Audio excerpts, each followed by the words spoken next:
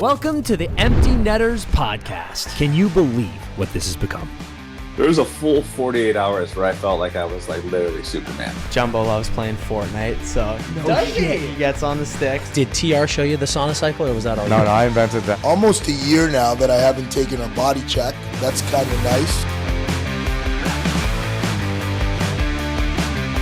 Finished tonight with some chicken fingers and a few Guinnesses, ran into you guys, and that's where this pod came to life. Ice is ready, and we are back with another episode of the Empty Netters podcast, brought to you by BetMGM, which is now live in Missouri. So, my goodness, if you are in Missouri, get ready to get cracking with BetMGM. I am your host, Dan Powers. Sean, the man himself. I like Buffini. Don't ever let anyone tell you they can pronounce it Buffini. Okay? That's your name. Is on the sticks. And then over here to my left, a man who once almost got arrested on an airplane for throwing up during takeoff. Oh, yeah. Chris Powers. As always. New Orleans. Leaving New Orleans. Shout out Flip. Shout out Flip. Bachelor party. You screamed at a flight attendant. Well, dude, I've never seen you be rude to anyone in my entire life except that moment. But I was actually being polite because I was about to You're like, do you want me to puke all over the plane? Like she was like, you need to sit down. We are literally actively taking off. And I was like, okay, well, I am actively ejecting. Yeah. So would you like me to do that on top of They the thought it was person a ruse. They in were like, 35? yeah, right, dude. You're going in here to do heroin like Charlie from Lost. Right. And you were like, I assure you I'm puking. Yeah. And then I did. It was great. That was sick. It's good stuff. Speaking of great stuff, we've got an amazing episode today. Cal Clutterbuck joins the show. And I'll tell you what, I think you guys are going to be seeing a lot more of Cal Clutterbuck on this show. The funniest guy. You're going to be the funniest guy out there. Yeah, I think we might have found ourselves a consistent recurring guest because dude, Klutz is fucking hilarious. I texted my boy Kyle, who's an Islanders fan, because I thought he would be excited. And I go, dude, had Clutterbuck on. And then I started typing, pretty much laughed for 60 straight minutes. And I hit send on that text. But as I do, a text from him appeared. From your Kyle, oh yeah, and it said golfed with him once, pretty much laughed for 4 straight hours. Oh my god! And I was like, dude, agree. Consistent experiences with Klutz. Shout out my boy Kev who made that introduction, made that happen. But fantastic stuff. We'll get into that soon. For now, we're gonna get into the hot ice of the week. Kind of a quiet week in the NHL. Yes, kind of a quiet week. But there's always there stuff was a lot to talk of action. It's weird. We try to not be a let's talk about this game podcast. Yeah. You know, it's weird. Like you get your news immediately on every website and you don't need me to like recap a regular season game unless it's the Winter Classic or something. Yeah. So there was some fun action this weekend. There was some fun games. You're right. But there was just not a lot of rippling news. You're right. We also try to snap it around, talk about as much teams as possible. Yep. But then it's difficult. Like I'll be honest. It's difficult to talk about the Flames right now or the Preds and the Blues. And it's like, we're trying. So we do what we can. By the way, I had a real significant hankering for a donaire this weekend. Yeah, I saw this. So I made a donaire. Do you know what a donaire is? So you know what like a euro is, a kebab. Right, yeah, you know, it's pretty much that. Yeah, can we break that down, by the way? Like, how did they pull that off? Well, so this is what I learned here. Okay. Folks, we'll get into hot ice in a second. Edmonton, as we've been there the last couple of years for the Stanley Cup, there are donaires everywhere. And like some people call them donaire kebab, but it's a sandwich. We in Ireland, we have this too, but we don't call it a donaire. We make it sound far less French. We call it a doner kebab. Just a doner kebab. Oh, okay. Dude, so we have one like every doner night kebab. at 4 a.m. Well, so this is the thing. So a doner kebab is totally a thing, and most of them are more like traditionally Greek, Mediterranean, Middle Eastern, and with like, you know, you put peppers in there, tomato, onion, tzatziki, stuff like that. Apparently a donaire, which makes it a donaire, and our experience has been in Edmonton, they are everywhere, and we would literally have one every single night at 3 a.m. It's ridiculous. I got a massive hankering for them. I found a couple of like viral donaires. It's like you make the ground beef mixture, put a little lamb in there if you want. Yep. Chop up some onions. People are asking me to drop the recipe. I'll do it. And then you put it down on parchment and like roll it and press it paper thin, and then roll up the parchment, put it in the oven, cook it, and when it comes out, it's like that. It's as if it's like shaved, kebab meat. Perfect. Then you make your sandwich. I learned yesterday, because people were coming after me in the comments or in the DMs, that donaires are from Nova Scotia. And if you look it up, they are invented in Nova Scotia. So I don't know why Edmonton got so obsessed with donaires. That is alarming. But the big difference I found, which I'm going to do today, is I believe what makes it a donaire is donaire sauce.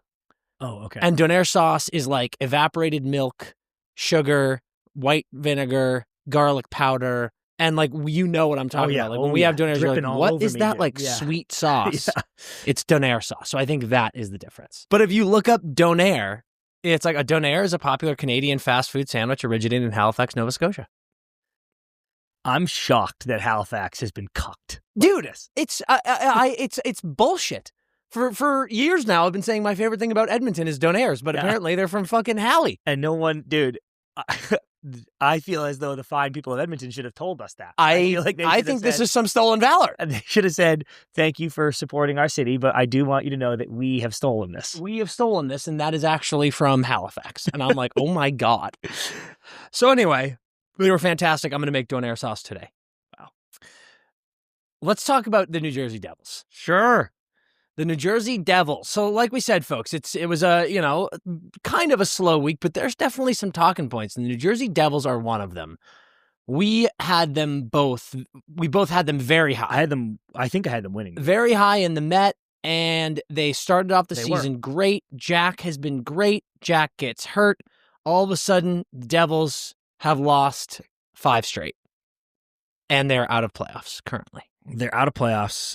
They can't score. They don't score anymore. They have scored 7 goals over those 5 games. Yeah. I think 2 shutouts. Yeah. They had a 4-game homestand. Lost them all. Yeah. How you doing? And now they've got the Sens who have been struggling, but then the Bolts and the Ducks. And I'm like, 2 great teams. What if you lose to the two Sens? teams that are at the top of their divisions? If you lose to the Sens, now you've lost 8 straight games. Are you okay? I look at the Florida Panthers first and foremost when I think of teams that are great, that are underperforming, but I'm like, I genuinely do not care about their situation because of how hurt they are. Agree. I mean, the Florida Panthers, we don't need to list it, but like Kachuk, Barkov, Kulikov, Gadjevich, Nosek, and Schwint are all are currently hurt. So no worries. I even look at the Canes, and they have had so many injuries, dude. Slavin is still out, and they are world beaters. Yeah, considering what they're doing. Exactly, and like they're finally getting Slavin's still up, but they're getting kind of healthy, and like they've had a couple of great games here. The Devils, to me, I think are still in that I'm not worried phase because they have Jack Hughes, Brett Pesce, Zach McEwen, Jonathan Kovacevic, and Evgeny Dadonov all out with injury. And that's crazy, dude. What are their timelines? I feel like we've been saying this all year. Good question. Kovacevic and Pesce, I'm like, what happened to you guys, and where are you? And I'm going to look this up. Keep going. Oh yeah, because I want to know what their timelines are too. Jack, I think we've got at least another month here with Jack, which is crazy. Pesce says likely a broken rib or hand after blocking a Brent Burns shot on October 26th. Imagine being confused about whether it's your hand or rib. It's AI. We don't know. For sidelining him for at least a month, placing him on LTIR. But like, we should be close, but it says in December that he was still weeks away. Yeah. Focusing on building hand strength. Must have been a hand. So like, we'll probably go for, we'll say Pesce like Jan 1. Yeah, like in the new year. Dadonov, fractured hand. Jack Hughes. What's going on with these hands in New Jersey? Holy shit. The hand of God, the hand of the devil. We've actually just uncovered something here. Dude, it all goes into the curse. We've actually uncovered something. There are bodies under the Prudential, under the rock. Dude, the water is freezing. Under the Golden Gate, dude. There are mummies. There are literal mummies under the Prue. Okay. And people are shocked. They have never needed us more. He was activated off IR mid-November with his return timeline varying based on recovery. So he's probably getting close. Dadenoff. Yep. Yeah. And what about Kovacevic? And that'll bring me into my larger point about the Devils. I genuinely think with how tight everything remains in the league right now, which has been so fascinating, how all of these teams are just so close in points. I mean, the Devils have 33 points. They're 1 point off of wildcard spots and 2 points off of the third place in the Met. So I think that everything is fine. Underwent knee surgery May 8th, 2025. Was expected potentially not until 2026. So I think he's also like just grinding Jan. back. Yeah. Jan. We're focused on Jan. Yeah. So actually, yeah, I guess it's kind of, if the Devils are lurking, which they are, by the way, they're 1 point out of the... I just went like they're right out, like you were about to say about the wild card. They're 2 points out of third in the Met. Couple games in hand. It's so fine. So yeah, if they're just lurking, you're okay. You're okay. And it's clear that the team goes with Jack. Well, yeah, that's which is a little crazy. bit rattling because, you made a point of saying you were bringing up the guys on the Devils and how good of seasons they're having. And I was like, yeah, you're right. But what's interesting is you have Nico Hischier with 26 points. And how many games did they play? 29.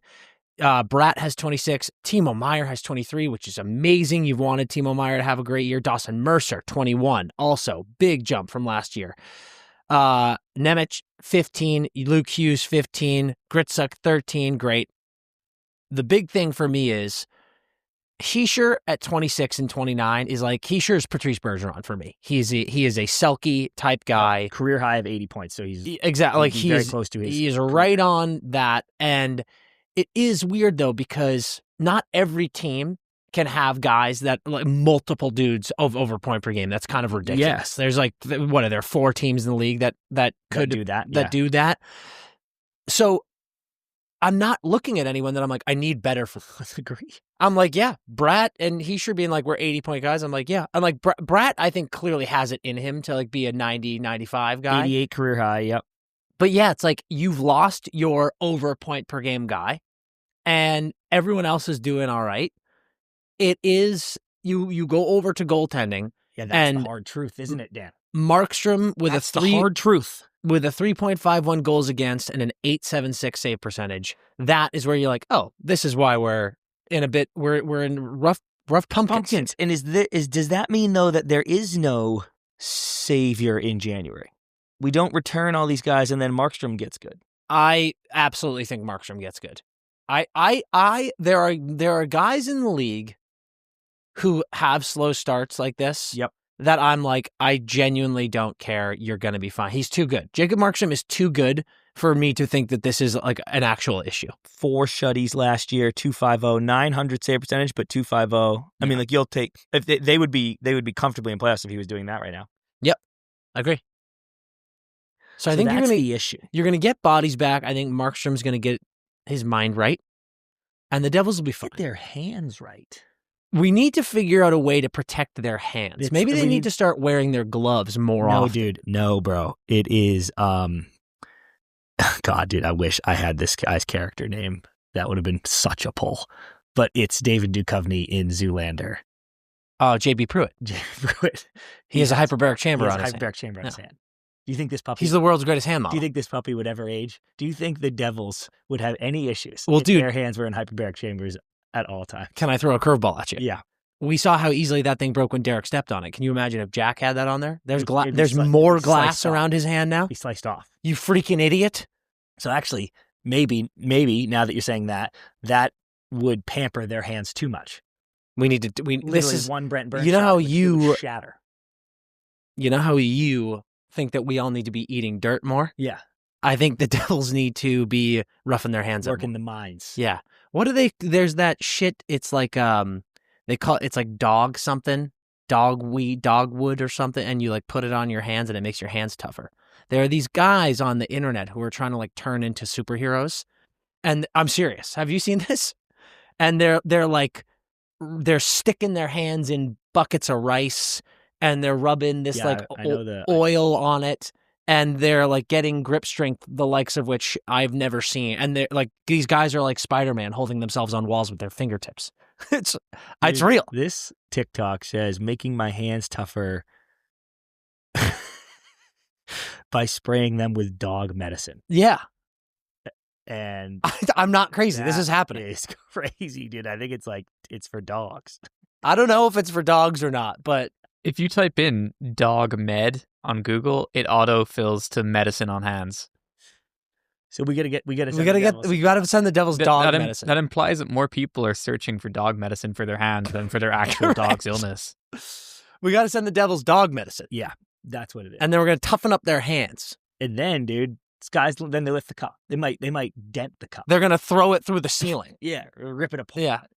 It's like those guys who like rip the tops off of beer cans. They're going to do that to the cup. Okay. We got to toughen up the devil's hands. Toughen up the devil's hands a little more from Markstrom. But I'm not worried about them.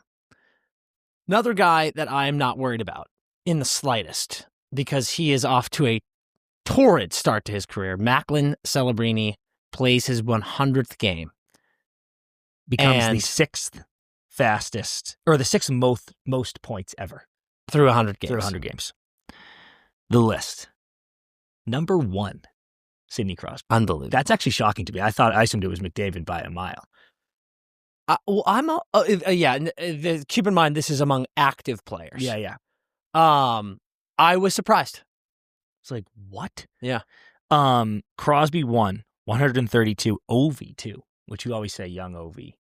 The recency bias disrespect that happens with Ovi all young the time. Ovi was special. Yeah. Still special, but he's young still Ovi was special. special. 3 Malkin, 4 Kirill Kaprizov. Incredible. Dude, people sleeping on Krill, too. Incredible. It's insane. 17 mil, dude. Should have been 18. Should have been 20. Make it 20. Yeah. You bitch. 5 McDavid, 6 Mac. Pretty good. How good is he? I think he is generational. I think that's the question, right? Yeah. He's of my blood. Yeah, and is he yes, like this guy? Like 100%. In a few years, we're going like, oh, who is he kicking off Mount Rushmore? Like Sid came for Gordie Howe, dude. Like Gordie Howe was fucking minding his own business on Mount Rushmore, looking at the views. He didn't do anything to anybody. He did nothing, dude. He didn't do nothing to no one. And then with Wayne and Bobby and Mario. Yeah. Looking at the views. And then Sid was born and he came for him. Do you think it's better to be a Rushmore guy or better to be like Yager? A guy who's one of the all-time greats, but no one's like, you're definitely top 4. So every time his name is whispered, people are like, God. Okay. No one's ever debating. No one's ever coming for Yager. No one's ever coming for him, dude. You're just a great take. Yeah. You're just living as like, dude, be a 6. Be a 6. I'm the man. Dude, be that. Live right in that 6 area.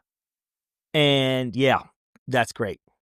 You know what, dude? Because I feel like I fucking do this every episode, but you picked the perfect number, because if you get a little bit less than that, now you're like, now people are like, he's not even top 10. Exactly. And now you're a little higher. You're like, what happens to Ovi? Now in my opinion. wait, what? Which is what happens to Ovi in my opinion. Like that kid said was like, he's obviously top 10. And I was like, is he obviously top 10? Yeah, I don't know. So it's like, that's 6. I mean, you could be Yager. That's the problem. You can't be anyone else though. It's literally be Yager. I do think Macklin is, I mean, it's ridiculous to say right now, but he is certainly on pace of being generational. He is 19 years old, dude. He's Jason Tatum. And he's just, this isn't, we're not having a fluke here. He's one of the best players in the league right now. It's sick. It's crazy that the jump was so immediate. Not that he wasn't nasty last year. He was. Could have been rookie of the year. I mean, but just this year, I'm like, oh my God, dude. I mean, Chris, we're about to get into Nathan MacKinnon later in this episode and how he's on pace for like 136 points. Macklin's on pace for like 125. Dude, can I ask a question? Imagine being 19 years old. This boy, is so far away from legally being able to drink a beer in the city that he plays a professional sport. And he is on pace to have well over 100 points in the National Hockey League. Let's see, basic stats. I feel as though we are in a point boom. Would you agree with that? You think we're booming points? At least like, in the 90s, like Yzerman was scoring 1,000 points, and then it really went. I mean, Jamie Benn won and Art Ross with like 80 points. Yeah. And then it dipped, but now we're up again. I always love doing this. We have officially, oh my gosh, it's even more than I thought. Boom. 35 players who are over point per game right now in the NHL. Yeah, okay, that's great. One of them is John Tavares. Dude, don't even get me. I could do a whole fucking episode on Tavares. How many games have the Ducks played? I believe the Ducks have played 30. 30? Okay. Let me check that, though. Might be less. The Duckies have played 29. 29 games. Okay, so just for context, Beckett Seneca is on pace for 67.8 points, which would lead all rookies. Yeah. I think Mac had 63. Right around there. Yeah, 60, I think, like 62 maybe, right? And we're in a point boom, if you'll give me that. Like sure. We're in a league. Let's live in a world where we're booming on points. Yep. In 2005, Joe Thornton won the Hart and the Art Ross with 125 points, 96 assists. God, I didn't realize he was that close to it. Played for two teams that would have been sick. Yeah, which is fucking lunacy. Led the league. Okay. Sid had 102 points that year as a rookie. 39 goals, 63 assists. It was insane. Like, that is so stupid. Yeah. That I'm like, what literally? How many points did Ovi have literally, that year? what are you talking about? Huh. And Ovi had 106, 52 goals, 54 assists. 52 tucks as a rookie is like these guys. And I'm like, Mac's generational in an era where we're scoring more, getting 60 points. Beckett Seneca looking NHL ready. I've said it 10 times. Looking NHL ready immediately. 67 points. 106 points as a rookie. I can't process what we will do the day someone does that again. Bro, can you imagine? Can you even fucking wrap your brain? Gavin McKenna comes up next year and has 103 points. Yeah. People will lose their shit. Well, here's the thing. It would be if Macklin was doing this last year. Yeah. It's the exact same thing. Yeah, right. Like, Macklin right now is just doing what Sid and Ovi did their first year in the league. Right. Yeah, exactly. Which makes Sid so... Because don't forget, Ovi was, he was a year older. He was also playing pro in Russia the year before. Like, literally, Sid was in Oceanic and went like this, and I will be in the NHL now, and I'll have 103 points, please, sir. And I was like, what? Dude, that is... I'm sorry, you what? Insane. It's crazy. Rookie. But it's such good company that Macklin is in. And as I said, our last episode, we did our quarter season awards, and I was like, I would straight up give him the Hart right now because he is taking this really random... You just said Mac? Yeah. This really random Sharks team, and that a lot of people thought would finish at the bottom of the league again, and they're flirting with a playoff spot, and so much of it is because of him. Yeah. So much of it. Man, those guys, this is actually cool. Those guys were extra special. Like, that is not done, what they did. So, Sid and Ovi rookie year like is... people have only been over 100 7 times ever. And it's Mario, Joey Juneau for the Bees. That's gas. That is... Crosby, Howardchuk, Ovi, Stastny, Solani, most ever 132 points as a rookie. 76 goals. That is... Was he 18, though? Or was that an Ovi situation? Either way. What are you saying to me? Can you imagine you draft him and you're like, dude. Yeah. He was 22. Okay, yeah. So that's a little different. For sure. 18. Sid, 18, dude. Yeah. We might never see it again. We honestly... Just think about that for a second. All you watching at home going, look at Mac right now. Imagine if this was literally last year. Yeah. And you were like, wait, what? But again, it's... I genuinely think Macklin is generational. And,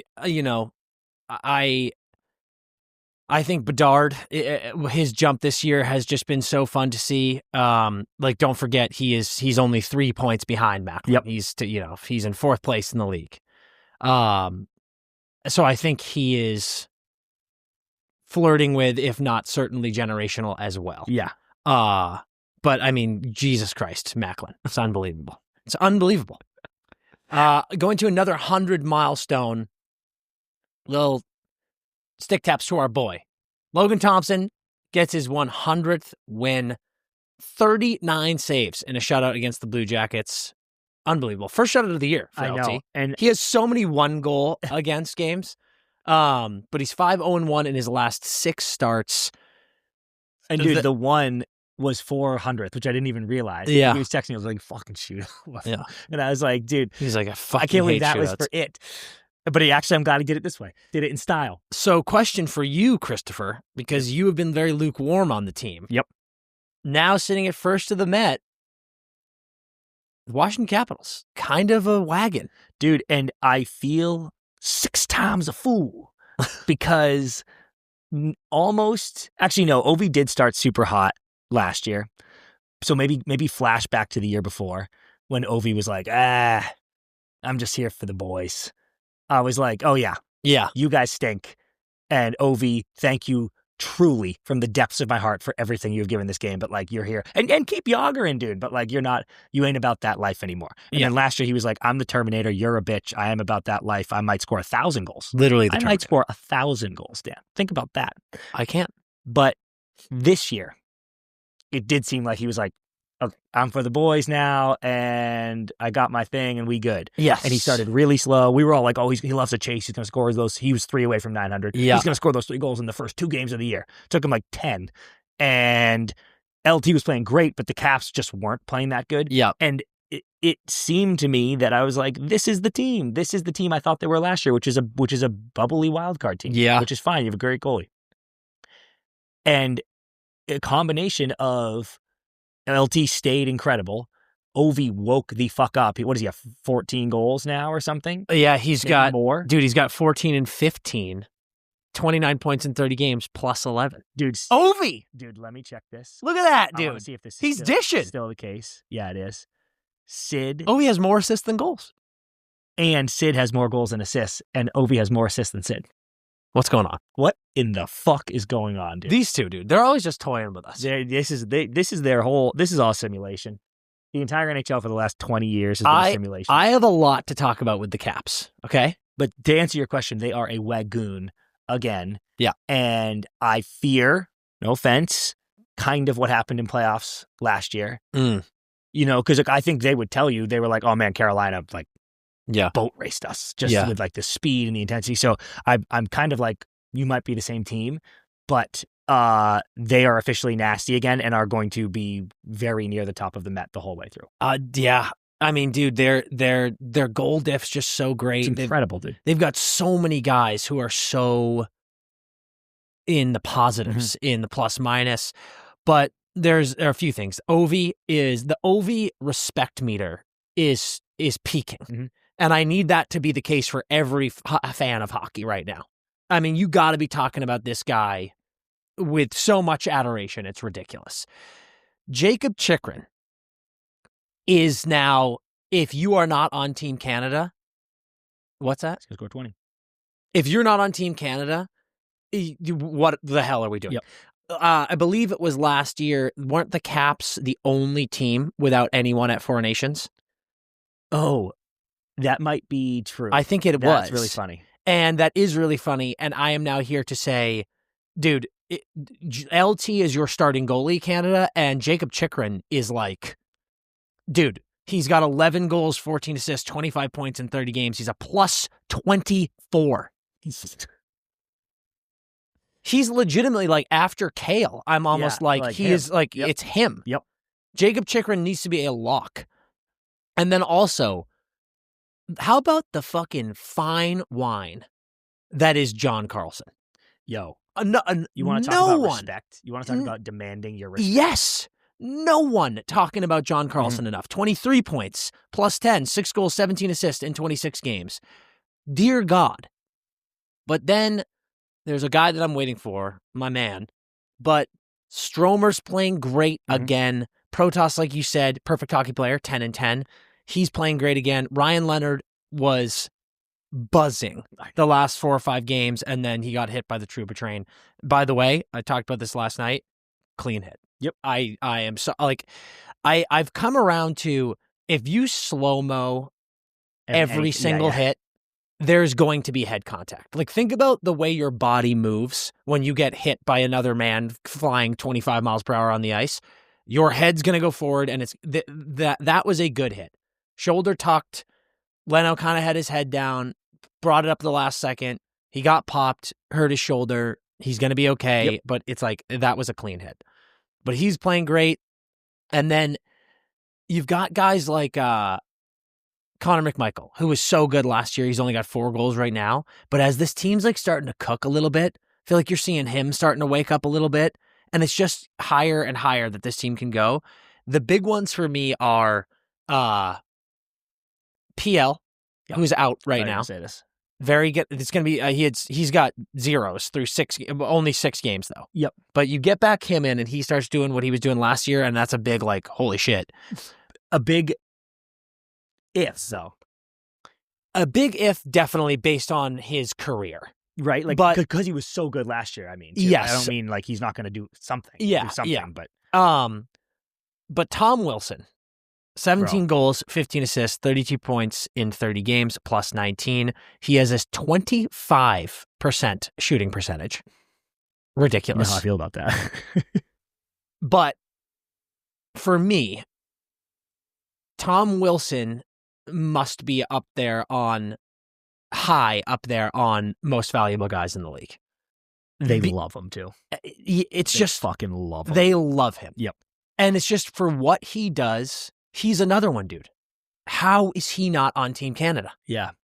Well, bro, we don't need to go back into this, but this is what I was talking about with the other app when we're like, Mac and Bedard got to be in at this point, which I kind of hear you, but it's like the people that you cut off Team Canada is crazy.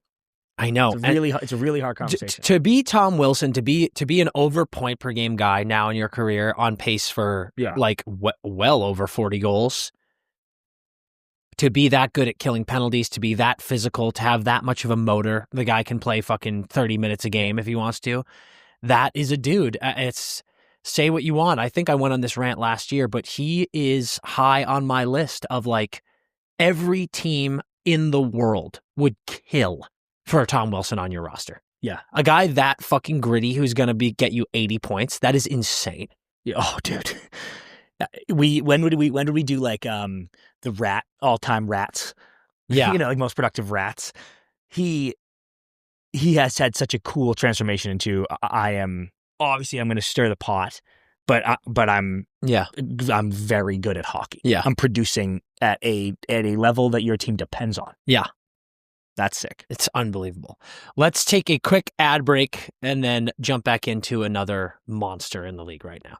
Ladies and gentlemen, boys and girls, I got to talk to you about BetMGM because they are our favorite partner and they bring you this podcast, and I love working with them, and I want you to work with them too, because every Tuesday of the NHL season, BetMGM is dishing out extra winnings with the NHL Odds Boost token. Here's how you get in on this fun, because I'm playing, I want you to play too. So you need to download the BetMGM app, and then you log in to your account and you add an NHL wager to your bet slip. Then you just activate the token. Ping, how about that? And if your boosted bet hits, you get a bigger payout. So if you haven't joined the BetMGM family yet, like I'm saying, what I want you to do, because now is the time, download that app and use promo code NETTERS. That's NETTERS. And you get up to $1,500 in new player offers on your first wager. Is that a joke? No, it's not. It's very serious. Download that app, use that promo code NETTERS, use the NHL Odds Boost token, get the $1,500 new player offer, and make it legendary. We're back, and we've got some quick hitters before we get into some other stuff, but Nate MacKinnon is having an MVP year again. Yes, he is, Dan. I got a couple things to say. First, some props. He's dominating the league on the best team. He's on pace for 138 points. His career high is 140, which is an obscene number, by the way. Yeah. I feel like we just talked about a point boost, point boom. It's easy to become numb to it. 140 points is an obscene number in the National. Probably we both made our piece about Bedard and Mac, but like probably the odds favorite to win MVP. Go check BetMGM right now. And he's so fun because of what he's capable of. I would even argue, and you know I'm such a Cooch stan, but Cooch is like a silent assassin in a way. Like, I'll just turn on the game, or I'll look up the Bolts box score, and it's like, Cooch 4 assists, Cooch goal and 4 assists for 9 points. Yeah. And they're not even secondaries. They're like great passes, but it's just no one's racing to Twitter for the Cooch play that often. Yeah. And I'm a Cooch stan. I love Cooch. Nate and Connor, certainly, I feel, are the two guys that constantly I'm getting texts. Did you see that? Did you see that? Did you see that? On Saturday, he plays the game versus the Rangers. Nate Dogg, tied game with 4 minutes left. Power play, shot from the point, rebound up in the air. Nate baseball bats it into the goal. Bang. Yeah. I'm already getting texts. Nate Dogg at it again. Yes. Rangers tie it with the goal he pulled. Yeah. Was it Quickie? I think it. I think so. Rangers tie it late. Goes to overtime. Let me check that. I get an immediate text again. Nate Dogg, did you see that? Toey, backhand, back bar out. Take a walk. Take a dog walk. Nate sellied hard too, which I like seeing fired up Nate in a big way. It was Quickie, yeah. So, first of all, just flowers, because those were 2 sick fucking goals. Insane. Absolutely sick fucking goals. My question to you is, how sick was the overtime goal? How sick was Nate's overtime goal? Yeah. I mean, so sick. Like, hold on, I'm watching the wrong one. I'm watching the baseball bat. Rewatch the Toey. I've seen it. I know. I'm just saying, watch it right now. I mean, it's sick, but it's not. Like, I wasn't losing my mind over that. Okay, I kind of agree, and I don't mean to be like, that wasn't that cool, but the amount of love it received. Okay, I was like, social. It's what's funny is I find the ability to elevate and rip a backhander like that more impressive than the backhand Toey. Completely agree. Literally what I was going to say. The best part of that goal is that backhand. The backhand is moronic. Yeah. I've actually never been the biggest backhand Toey fan. Okay, I actually have we got to offline about this because I have a lot to say. Okay. But I think a backhand Toey's cool. I don't think it's that unreal. I also don't think it's that hard. Okay, actually, let's talk about it right now. Okay. It isn't. I don't even think it's that effective. Okay, this is what I've learned. And who just said this, dude? Fuck. But basically, the argument was the toe drag is actually, if you have the skill to do either, I would say neither are that hard. Right? Would you can we just live in that world? Like, it's not an easy thing to do if you're just like, I'm learning hockey and I'm like, toe drag that guy at speed. Yeah. Like, that is hard. But if you're these guys, I'm like, you can toe drag people. Yeah. The toe drag actually, and you say this all the time, isn't that effective, I think, because it's not that deceptive. And if you can really snap it around and you can also turn it into a shot, like Matthews and Bedard for sure. But in terms of like the move, you always say this to me on D, you're like, I know exactly where they can only go one way. Like, they're toe dragging. You also can't really pull it inside to protect yourself. Like, it's kind of like out front. And you're clearly you've flipped your stick over. Yeah. And I'll find this clip for you. Somebody just said, like, an NHL guy was like, I never backhand Toey because I was like, whatever, I'll just toe drag people. And then he trained with Nylander and he was like, dude, it's way better because you have the puck on the lefty, obviously, but like, it's on you're like loading a shot. It's in the shooting zone on your forehand. And the D, you can like step and the D's like, you're about to shoot. And then you can just roll your hand. Yeah. It actually becomes a move. Like, you can pull it around because the backhand they had to respect the shot. Yes. Whereas a toe drag, I'm like, I'm not respecting your shot because your stick is upside down. And I was like, actually, that is true. And I think backhand Toey, I always grew up with being like, that's like the flashiest, dumbest thing. I mean, there's no need for that. And I'm like, that is actually the only Toey you should ever be doing. You're back in on backhand. Yes, Toey. because you show shot. You show shot. And dude, that is whoever said that to you is a moron. It's an NHL player. So. Well, he's a moron because I'll find you this clip. No, but it's think about it. If I'm a righty, you can also show shot and then just roll your hands forward into a deep, into a normal toe drag. Like you can show shot with either toe drag. Is all I'm saying. I think it's a cleaner exit around the D because I'm going like forward still instead of coming all the way around. Whatever it is, I want it to be very clear. You can show shot on both a toe drag. A backhand toe drag is effective, but you can show shot with both. I think it's the greatest move of all time. And I respect that. I respect that for you. But the backhand shot was... The backhander is just unreal. I want to give some love to the Rangers. They're 2-0-2 since Fox has been hurt. And we said that if they go 3-7, they're dead. Season is over. And they're 2-0-2. They haven't lost in regulation. And both their losses were gross goals. They've been very hard done by people are saying they're better without Adam Fox. By both losses, yeah. Remember we brought it up last time he was hurt. They're like 7-2-1. Yeah. Here we go. God, interesting. Do they have to trade Adam Fox? Ewing theory. I like it. But the Nate Dogg is just, he's out of control. And another sick OT winner that we're just going to touch on quickly. The play in the Vegas game, just remarkable. That was so sick. 2-2 against the Rangers in OT.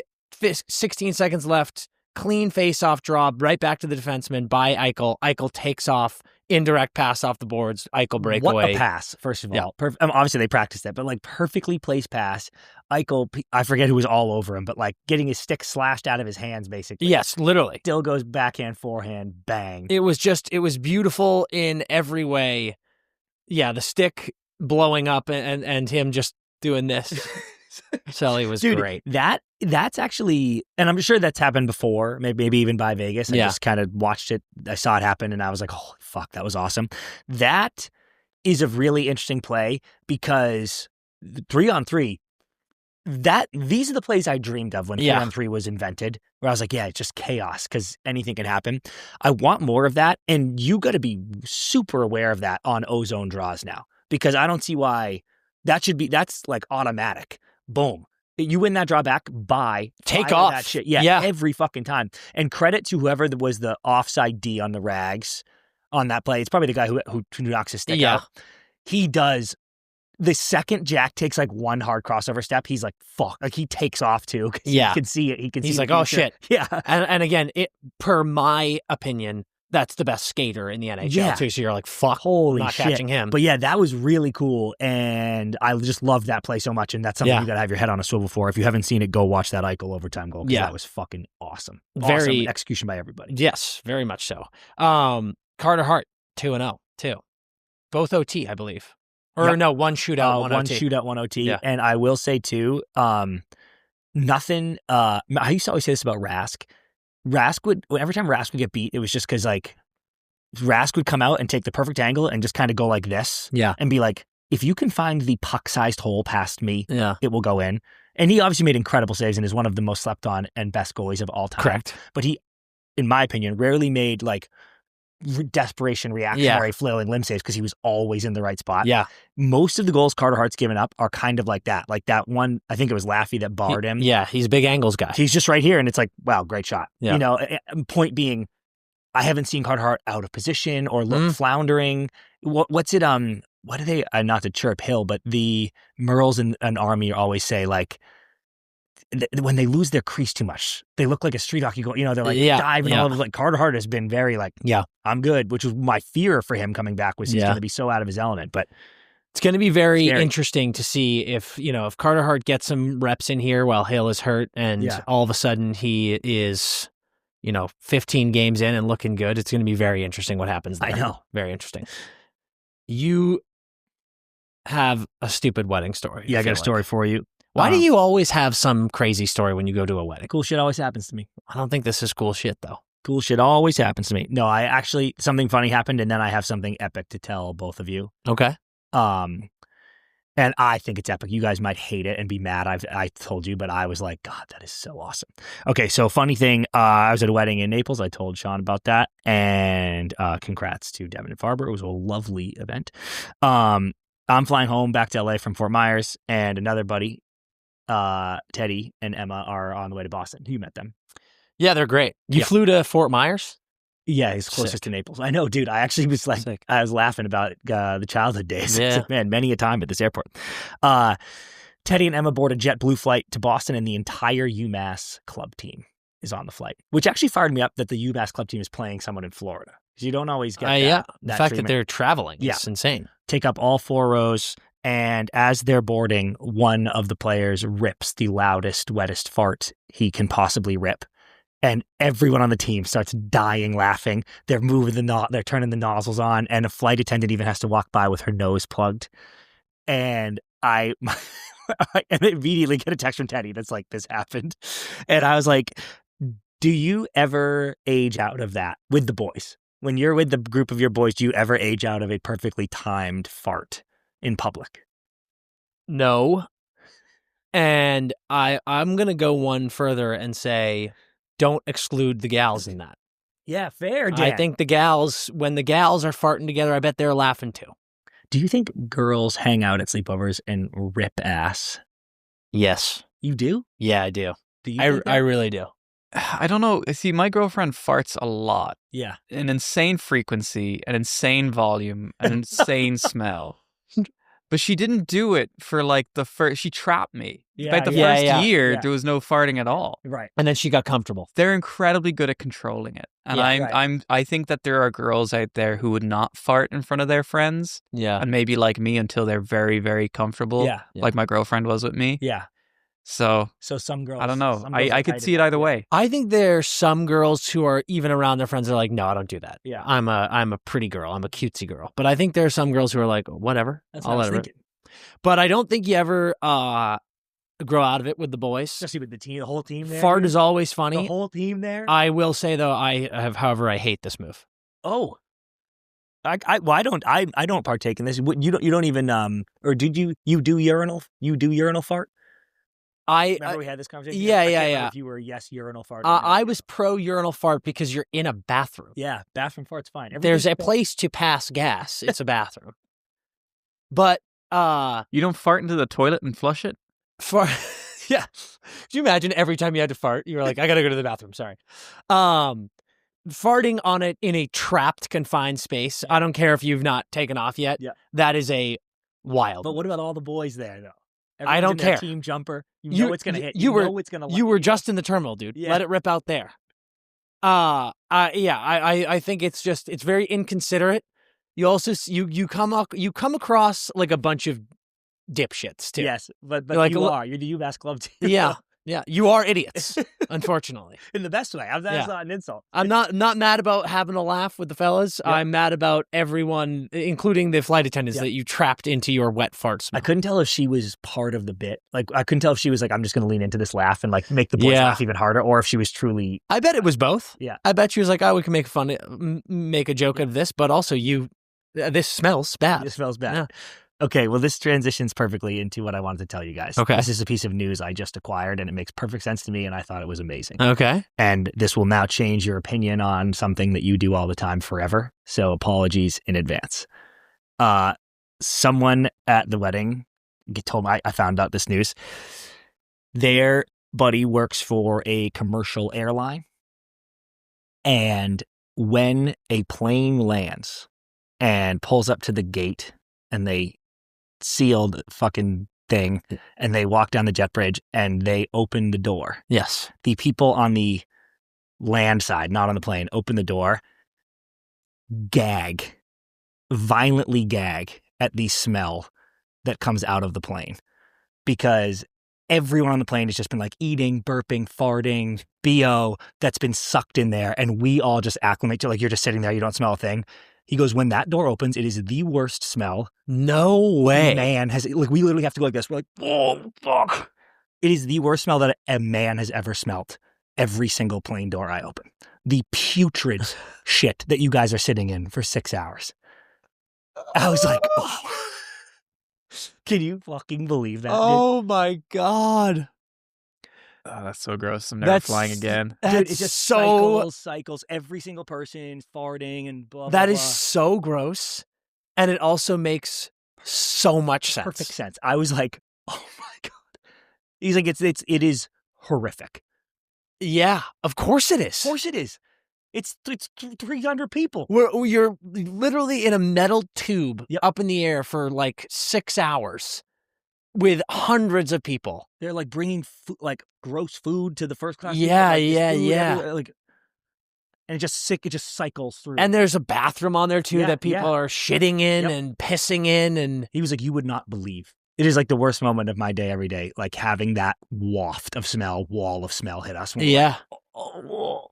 You know what that is so rattling. Dude, and that is so rattling. And I'm just sitting there. I'm just sitting there watching movies. Well, you know what's crazy?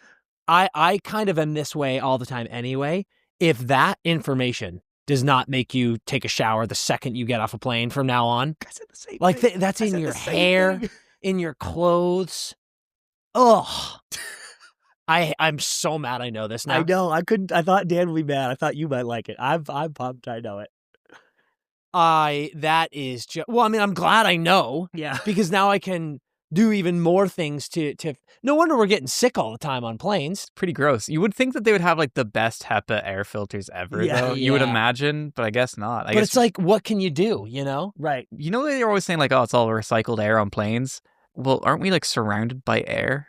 Why can't we just take in more air? Well, but that's right, because you have to seal the plane, right? Right. It's pressurized. I think the next evolution of planes needs to be a way to get the windows open.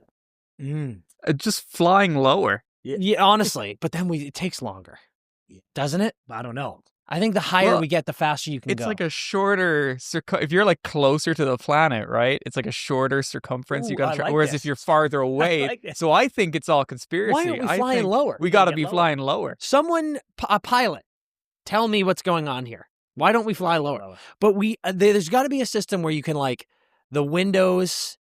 Maybe there's an outer layer that the windows can open, and then that air gets in. And then there's like a inner layer that's sealed a little bit more, and you just barely crack those windows. So then it's like the air that gets in there. Then I don't know. I don't even know if you could, because it's like it's so pressurized. Would you even be able to open it? Because you're like, couldn't. It's crazy. That is literally gagging. Yeah. Oh, no shit. Well, a lot of shit actually. Yeah. Tons of shit. It's all shit. No BS. It's all shit and farts and burps and unspoiled food. Dude, can you believe that? I was so shook. It's just crazy, yeah. Like that we are all like we're in here. We're sitting there, dude. I don't think about those long flights too, like flying to Europe. Dude, I'm flying home this Christmas. Yeah. You're gonna be 11 hours. You're gonna be in that poop chamber for 10 hours. The fucking person. Apologize to the person standing at the door when you get out. When you get out, say, "I'm very sorry. I'm so sorry what just happened to you." Now you know. God.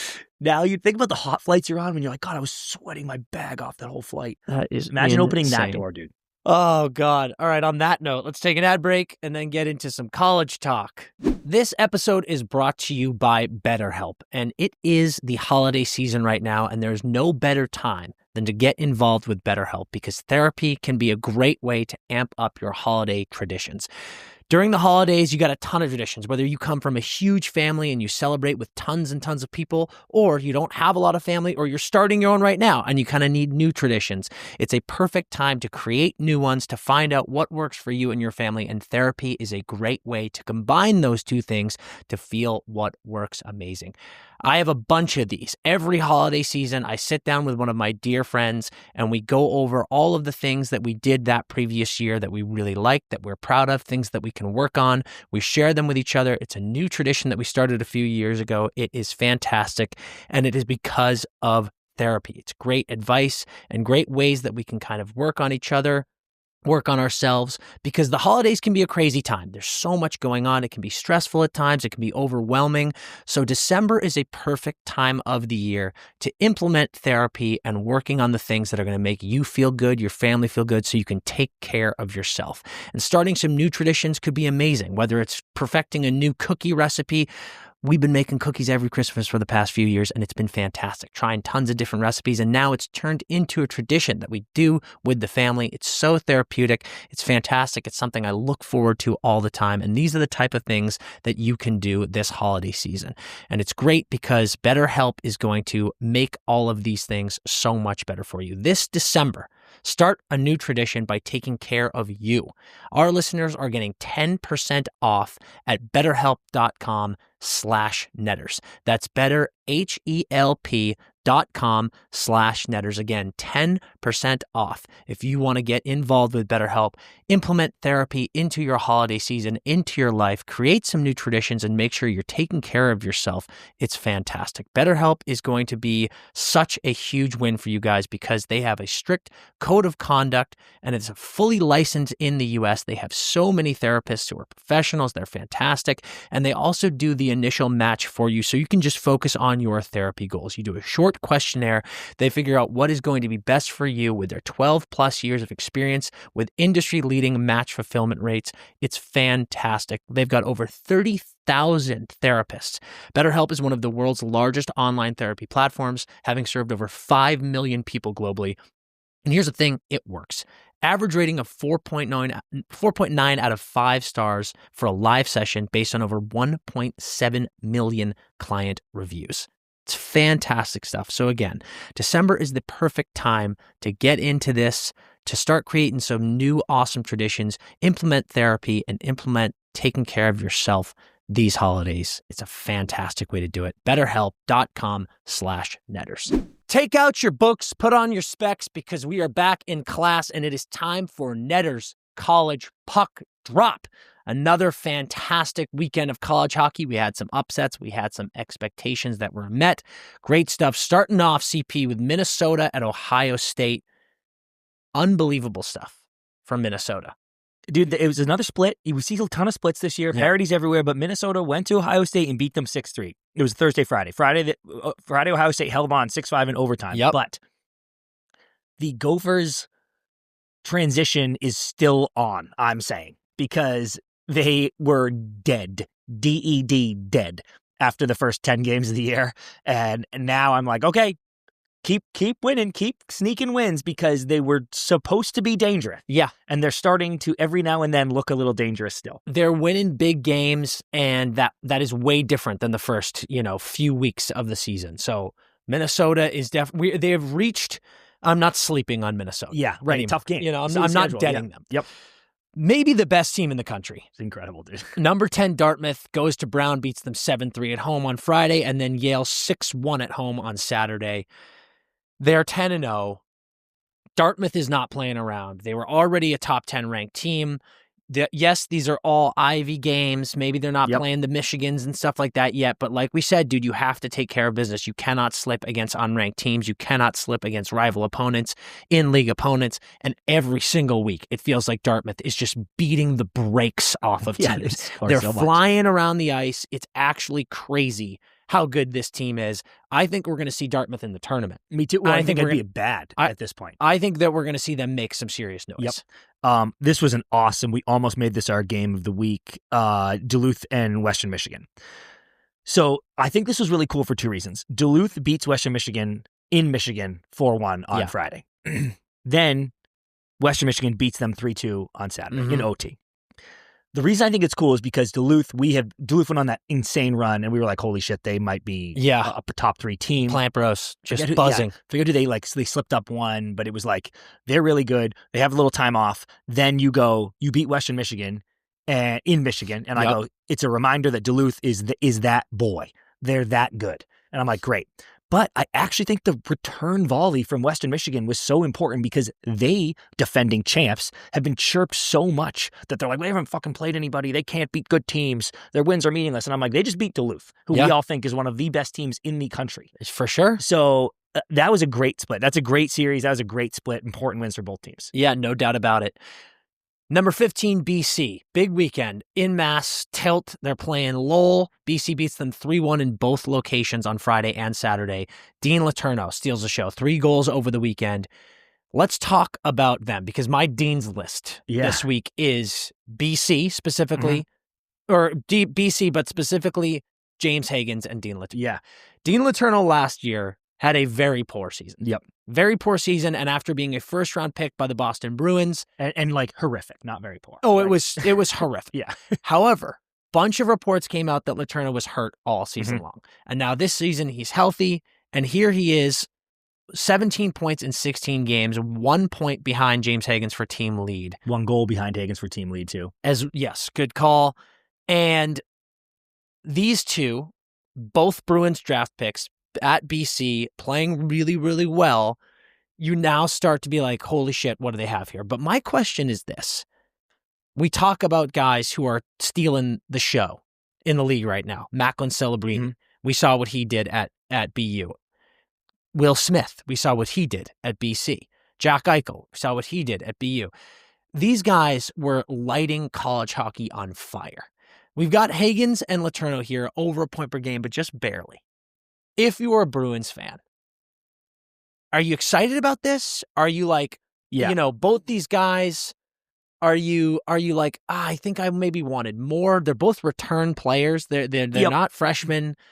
Is this something that you are fired up about, or is this something that you're pretty excited about? I'm thrilled about Letourneau because even when I know his first round pick, and dude, how many times do we bitch about? They're like, we took this guy in the first round because he projects to be a great third liner, and I'm like, what? Yeah. So take this with a grain of salt. But even when they took Letourneau, 25th or whatever was that, what that was? Yeah, I believe that's exactly right. He was a gamble. Like people were even saying that. They were like, look at him, he's huge. Maybe he's a Tage Thompson, but this is kind of like a high upside, but maybe we miss. Yes.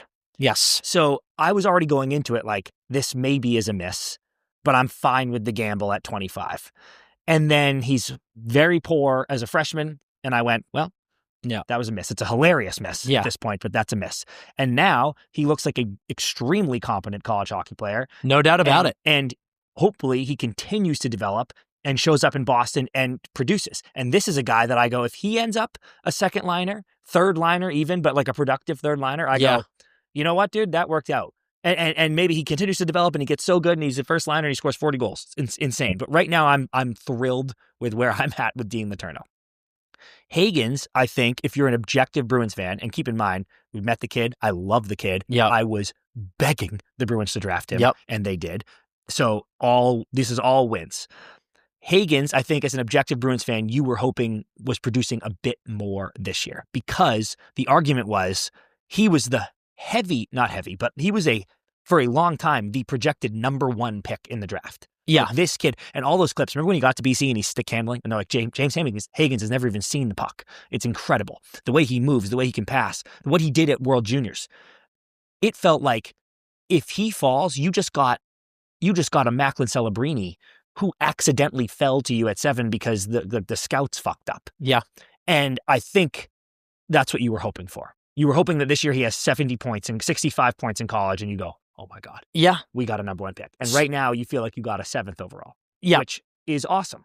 So the thing that's interesting is if you look at other teams, if you look at BU, for example, Hudson is the only player who has more points than them. You know, both these guys have more points than Cole Yzerman, who we think is going to be an unbelievable NHL star. You look at Penn State, Horkoff and Gavin, both guys who have less points than them. Will has more points, I think. It's really not that many teams. Michigan has, Horkoff's on Michigan. Weebush is who I meant on Penn State. Hage, Horkoff, TJ Hughes all have 28 points. Yeah. And what do the Plant Bros have? They're way high in the league. And let me look at Duluth. But when you look around the league, or the country rather, 28 points for Max, 24 for Zam. Yeah. But then Shagabe, 20, like right with them. Yeah. So like it's interesting because they are amongst the top of the league with every other team. So it's like fair. Maybe I should be a little more. Well, it's me too. Yeah. Like I've started to be like, oh shit, like it's not like every team has guys who are just fucking lighting it on fire. Like they're top of their team. BC's doing well. That's a great weekend for them. Like we just said, they're 15 and they just had 2 big wins in mass. Like I'm like, the only reason Higgins doesn't get an A+, which is what Letourneau's getting, is because there was a chance that he was like going to go nuclear this year, which like his expectations were so high that I'm like, oh my God, please let James Higgins score 70 points. Yeah, it's unbelievable. So he still gets an A because he's been great. Yeah, no doubt. Okay, this one fired me up actually. And apologies to Sway and to Benny Barr and to all my friends from Maine, but the UMaine Black Bears lost at home. Number 11, you Twice to UNH Wildcats, 1-0 on Friday and 3-2 on Saturday. Dude, it is very tough to go up to Orono and win a hockey game. Yeah. Especially against a number 11 ranked team, especially when you are unranked and not very good. And God bless that rivalry, because that is a monster weekend for the monster weekend. And listen, I'll say it. Like, I'm sorry, Sway. I love you. Yeah. You're one of my best friends. I'm a UNH fan over Maine. Yep. Which is insane I know. because we're from Maine, but UNH was right there. Yep. And we want UNH to be great again. This is how you become great again. Yep. 2 wins against a ranked opponent, a rival ranked opponent on enemy turf. That was insane. That's fantastic. Possibly the new number 1 team in the country when we get to it. Number 2, Wisconsin. You were right, by the way. You were like, they have to be number 2. They're very good. You were right. They're very good. They go to Notre Dame and beat the shit out of them. 7-4 win, 9-2 win. Dude, they're flying. This Wisconsin team. Yes. Not much else to say. They are flying. UConn went to Merrimack on Friday, won 3-0. Hosted them on Saturday, won 5-2. Good weekend for them. They had a really tough schedule at the start of the year, remember? Kept getting all those splits. Now that it's lightening up a little bit, now you start having sweep weekends. Sweep. Good job. And then I'll also go number 8, Quinnipiac. Went to RPI on Friday, won 5-1, but then went to Union Saturday, lost 4-0. And Quinnipiac's one of those teams that we're always being like, maybe they should be higher. I honestly think we had them 6 last week. They had a really good run where we were like, everyone's sleeping on them. Little hiccup, they'll be fine, but this is what happens in college hockey. No doubt about it. Number 17, Cornell, dude. Goes to Clarkson. Yep. And what happens? You've been saying this, dude. Dude, I'm telling you, Clarkson is knocking off ranked opponents left and right. It's Clarkson, it might be my biggest sleeper in the country this season. They just keep beating ranked opponents. It's crazy. Cornell finishes off a good weekend. They go to St. Lawrence, win 7-2. But that's a big loss for a team that, preseason ranked in the top 25 and they just hadn't played. They come out, they play well. Then you lose to Clarkson. And again, I got to give some love to Clarkson. Just doing it. Fucking beating good teams. They're doing it. BU. They beat Vermont at home on Friday 2-1, but they lose to Vermont at home 3-2 on Saturday. Yep. That BU team cannot get in a rhythm. And no, they can't. It took them till, don't forget, Cole told us it took them till Beanpot last year, which is in February, so they could flounder for 2 more months and then get hot, but flounder they are. So I'm sure they're frustrated, put it that way. Yeah. Nothing's over or anything, but I'm sure they're very frustrated. Yeah, no doubt. Also, number 13, Minnesota State, who I have been really high on, as you know. They hosted Ferris State. Minnesota State won 5-1 on Friday, but they lost 4-1 on Saturday. Ferris is competitive, but that's a tougher loss for a team that I've been hoping was just going to catch sneaky fire and start making waves. They're fine, but just, got clipped a little bit right there. Yeah. Denver, number 6, host number 19, Miami, Ohio, takes care of business 4-0 on Friday, 5-2 on Saturday. We saw a couple slip-ups with Denver. Then you have after being so hot. Went so hot. Yeah. Started to slip again. Then you got a doubleheader against a ranked opponent to convincing. Those are great wins. Convincing wins. Yeah. Nodak, number 5 Nodak. They go to St. Cloud, beat them 4-3 on Friday, 4-2 on Saturday. This team is really consistent. They are very consistent, and I do want to give a little bit of a pat on the back to St. Cloud because those games were gnarly. Good fight, good night. They were battles of games. So good shit to them. But yeah, Nodak, number 5, and just winning games. Yep. And then Northeastern hosted UMass for a Saturday-Sunday series. Northeastern won 3-2 in OT on Saturday, but lost 2-0 on Sunday. In-mass games are always going to be tough. Always going to be tough. Northeastern is still very good. I'm sure they wanted both there, but minor speed bump. Yeah. Now we had the Battle of Michigan. Started off great for my boys again on enemy turf in East Lansing. 3-0 win. Big shutout for the boys, and I was like, fucking, here we go, dude. Get ready to get fucking swept, bitch. Exactly, yeah. Unbelievable. Then on Saturday, we go to Ann Arbor. Horikoff puts them up 1-0, and I was like, dude, blow the doors. Yep. I wanted 6-0 in this game. Dude. But fucking A, dude, Michigan State, they dug in and had a gritty win. 2 goals from Romani and then Porter Martone, friend of the program, gets an empty netter. Bang, they all count. 3-1 win for Michigan State. Going to keep both those teams high in the rankings. Important bounce back. Important bounce back. Honestly, as a fan of the game and as a fan of college hockey, I kind of like the split. Obviously, I want to beat the shit out of them, but also I hate that I love Porter now because I'm like, fuck, do I love someone on Michigan State? Yes, I do. It's brutal. But yeah, it was just, it's good for hockey. The split is good for hockey. And both away wins. Yeah. Pretty fun. Yep. Pretty fun. Yeah. Dude, well, actually, I feel bad for the fans. Like, you want them to get the home. Like, it should have been a rip and a rip. But they travel so well. Fair, it's all good. Yep. All right, let's get into our new rankings. Top 10. Here's my question, dude. Booch, I noticed Booch agrees. I think Wisconsin's won. I don't think they actually will be, but these are our rankings. Yeah, and it's different. Listen, I'm a Michigan man, and at the end of the day, the number 1 Michigan beat number 3 Michigan State, and then lost to. So it's like that's not that big of a slip. But we had Wisconsin too, and Wisconsin fucking beat the bag off two games. Okay, Wisconsin won. Wisconsin won, but Michigan 2, and Michigan State stays 3, in my opinion. I personally would go North Dakota 3. Ooh, I didn't think you were going to go there. Now you have my attention. I love North Dakota. I would, any chance I can get to listen, if I'm going to knock off Michigan, I'm knocking off Michigan State too. But they beat the number 1 team in the country. They did beat the number 1 team in the country. But it's a Michigan rivalry. It was a split. You lost at home. Okay, dude, I'll fuck around. I mean, they're going to be 3. But these are our rankings. Yes, these are our rankings. So we're going to go Wisconsin 1, Michigan 2, North Dakota 3, Michigan State 4. Now, I think you have to go Denver. Absolutely. Denver 5. That's a great weekend. Denver 5, Dartmouth 6. Yes, dude, I was just about to say that. Dartmouth 6. Yep. I like Duluth here. Oh, wow, we fucked Duluth, though. Fuck.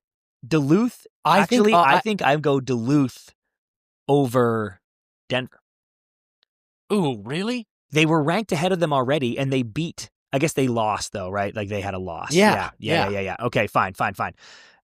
Michigan State 4, Denver 5, Dartmouth 6, Duluth 7. I will go. I could go Western Michigan. I was gonna say I'll give your Broncos some love here. Western Michigan 8, right? Western there. Michigan 8. Does Quinnipiac stay top 10 for you? No.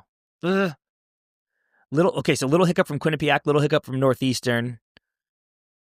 How about Minnesota? Maine not in the conversation. Does Mankato get in there? Nope. Do you put Penn State in? We didn't even put them in last time, right? I think we had Penn 10. Oh, you know who I'm putting in, dude? BC. Oh, really? Yep. And they can go 10 if you want. No, I'm into that. All right, BC 10. So we need 9. And it's going to be Quinnipiac. But they lost. I might go BC 9, and then 10 is either Quinnipiac or Northeastern. Okay, BC 9. BC 9. Who did Quinnipiac lose to again? They lost to fucking Union. Yeah. Northeastern lost to UMass. One of those two. I'm going to keep QU in there. QU 10. If we're going to put a mass team, BC, in there, we can't do Northeastern. Wisconsin, Michigan, North Dakota, Michigan State, Denver, Dartmouth, Duluth, Minnesota, Duluth, Western Michigan, BC, Boston College, Quinnipiac. That is our new top 10. Gas. Let's get into the game of the week. We've got a Hockey East matchup. BU, Northeastern, Friday, Saturday. Very appealing. That's matchup. A good one. But one I was really interested in, though. You like this other one. Duluth is hosting Arizona State. And Duluth is gross. They think they're a number 1 team in the country. So certainly when you're hosting a 7-8-1 team, you go, we're going to win. But Arizona State came in preseason like high 12 or something. High. And they are 4-1 in their last 5 with wins over Nodak, Denver, and Ohio State twice. Mm-hmm. If they can win sharp action by you. Or even 2. If they can win 2 or even 1 in Duluth. Yeah. You start thinking like we can make the tournament again. Oh yeah, dude. And like and if that's happening too, we're talking about Arizona State. Yep. We're talking about them getting some fucking love Exactly in right. here. Exactly. So right. I love I love both those, but that's a great one to keep an eye on. Okay, we are going to take an ad break. That is Netter's College Puck Drop. We're going to take an ad break, and then we are going to get into our interview with Cal Clutterbuck. Fucking awesome, dude. You're going to love it. Hear these ads, and then enjoy Cal. All right, when the holidays roll around, you're trying to be thoughtful, right? I'm looking at my list and I'm like, okay, I need to get something that matters to each person.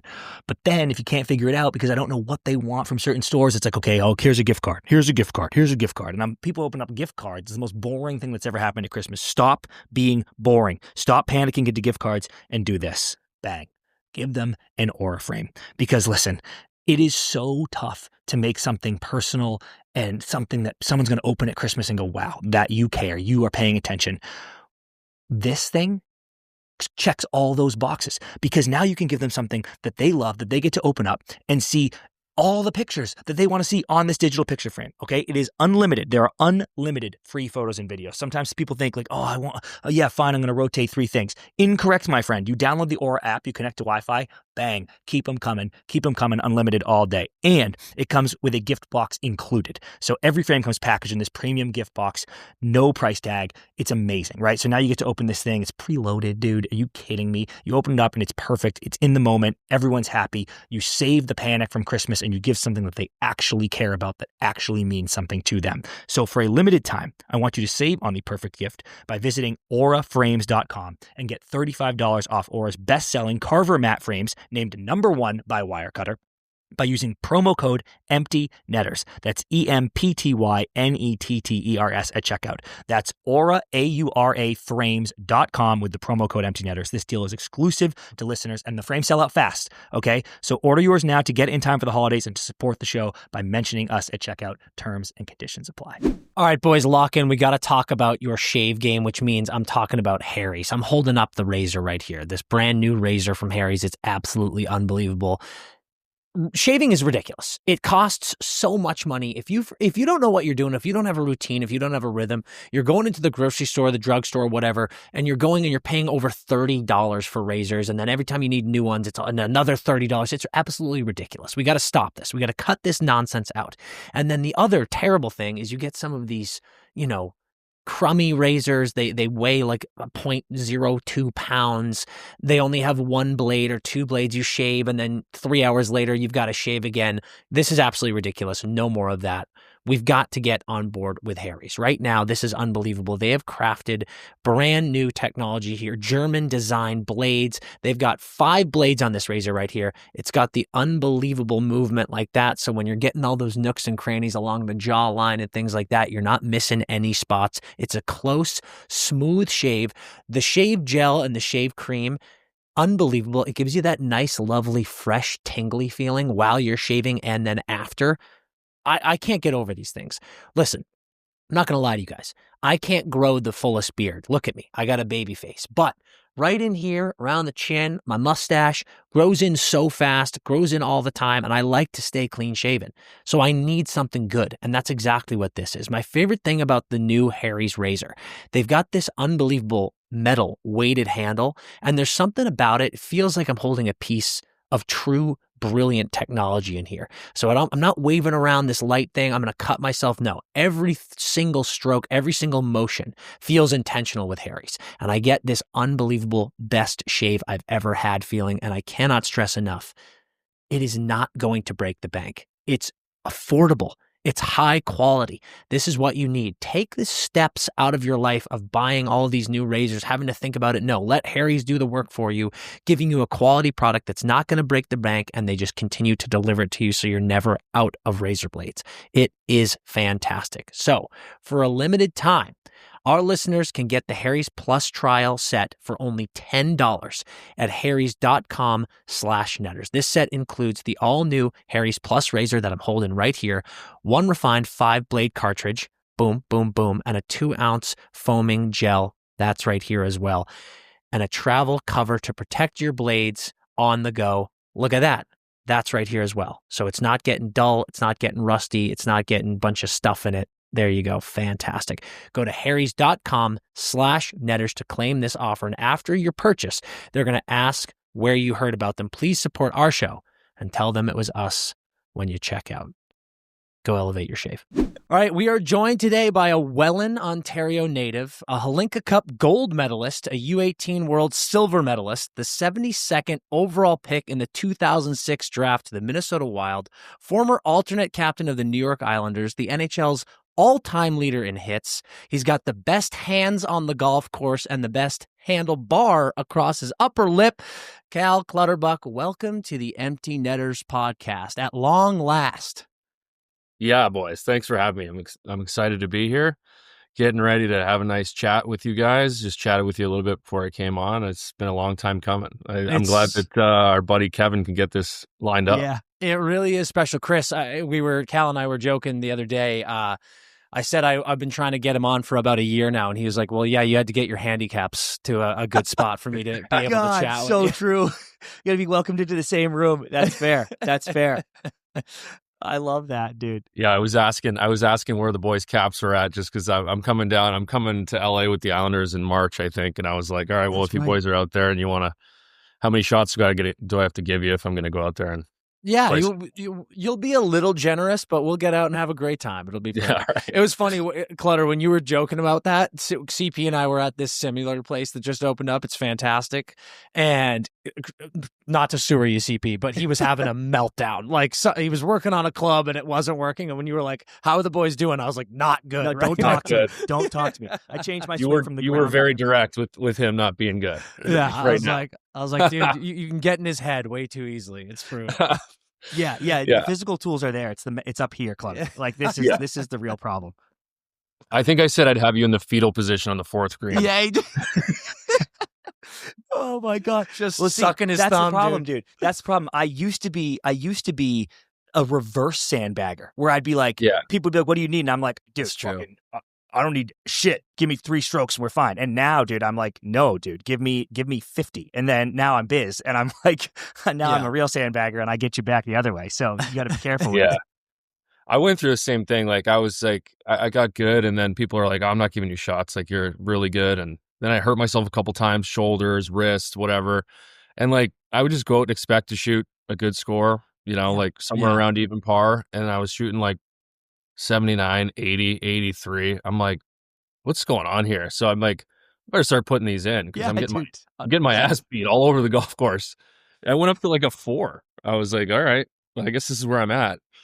But take them if you got her back down. I got her back down now. I got her back down. There you go. Yeah. Have you ever played with Del Zotto? I have not. That motherfucker is the biggest sandbagger in the world. Is he? Oh, I'd say it if he were on this call right now. Like he's always. It doesn't surprise me. I played junior with that kid. It doesn't surprise me. He's a stick, and he always comes out and he's like, dude, my irons are terrible right now. I'm playing at like a 5, and then he just shoots a 69, and we're like, you fucking rat pig, dude, get out of here. It's so can't shoot 69 with a 5 cap. Yeah, exactly right. It's ridiculous. Exactly right. Dude, well, that's actually an amazing transition because I wanted to kind of hit you about the early days. You have such a cool story of telling your dad, like, oh, maybe this isn't for me, and he kind of, you weren't playing that much. He talks you into toughing it out. And then you end up having a great junior career. And honestly, dude, a lot of credit should go to you for all those Tavares, Oshawa Generals points because, Dad dialed him in on the line. But then you get drafted to the Wild. And, dude, you're called up so fast and you make such a huge impact so fast on the ice and in the room. Was that transition harder than it looked like? Or I guess, how were you able to find your role in the NHL so quickly?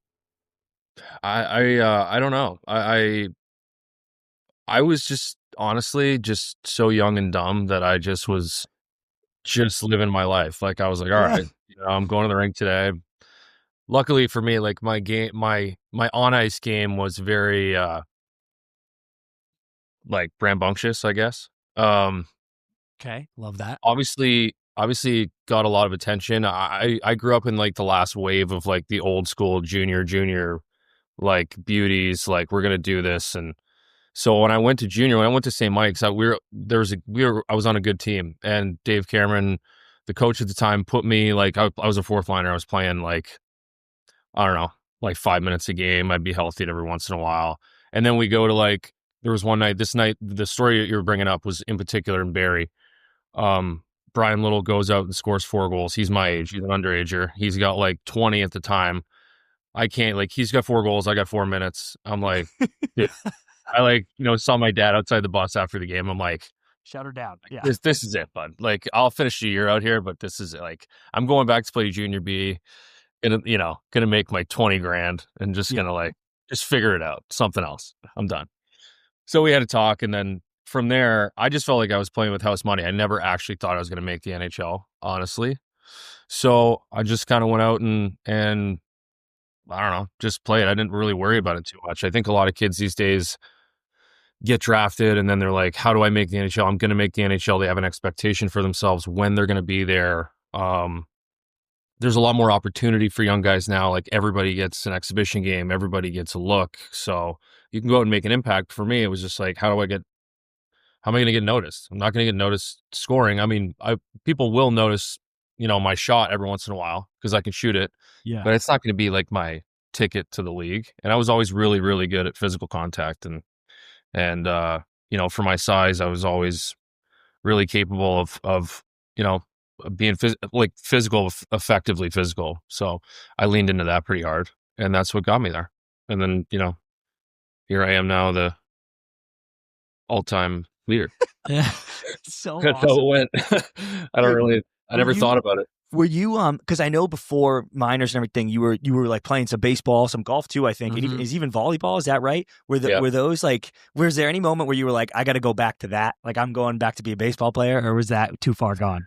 Yeah, baseball for sure. Golf, it was still just a hobby. It was like a, new love, probably like a teenage discovery.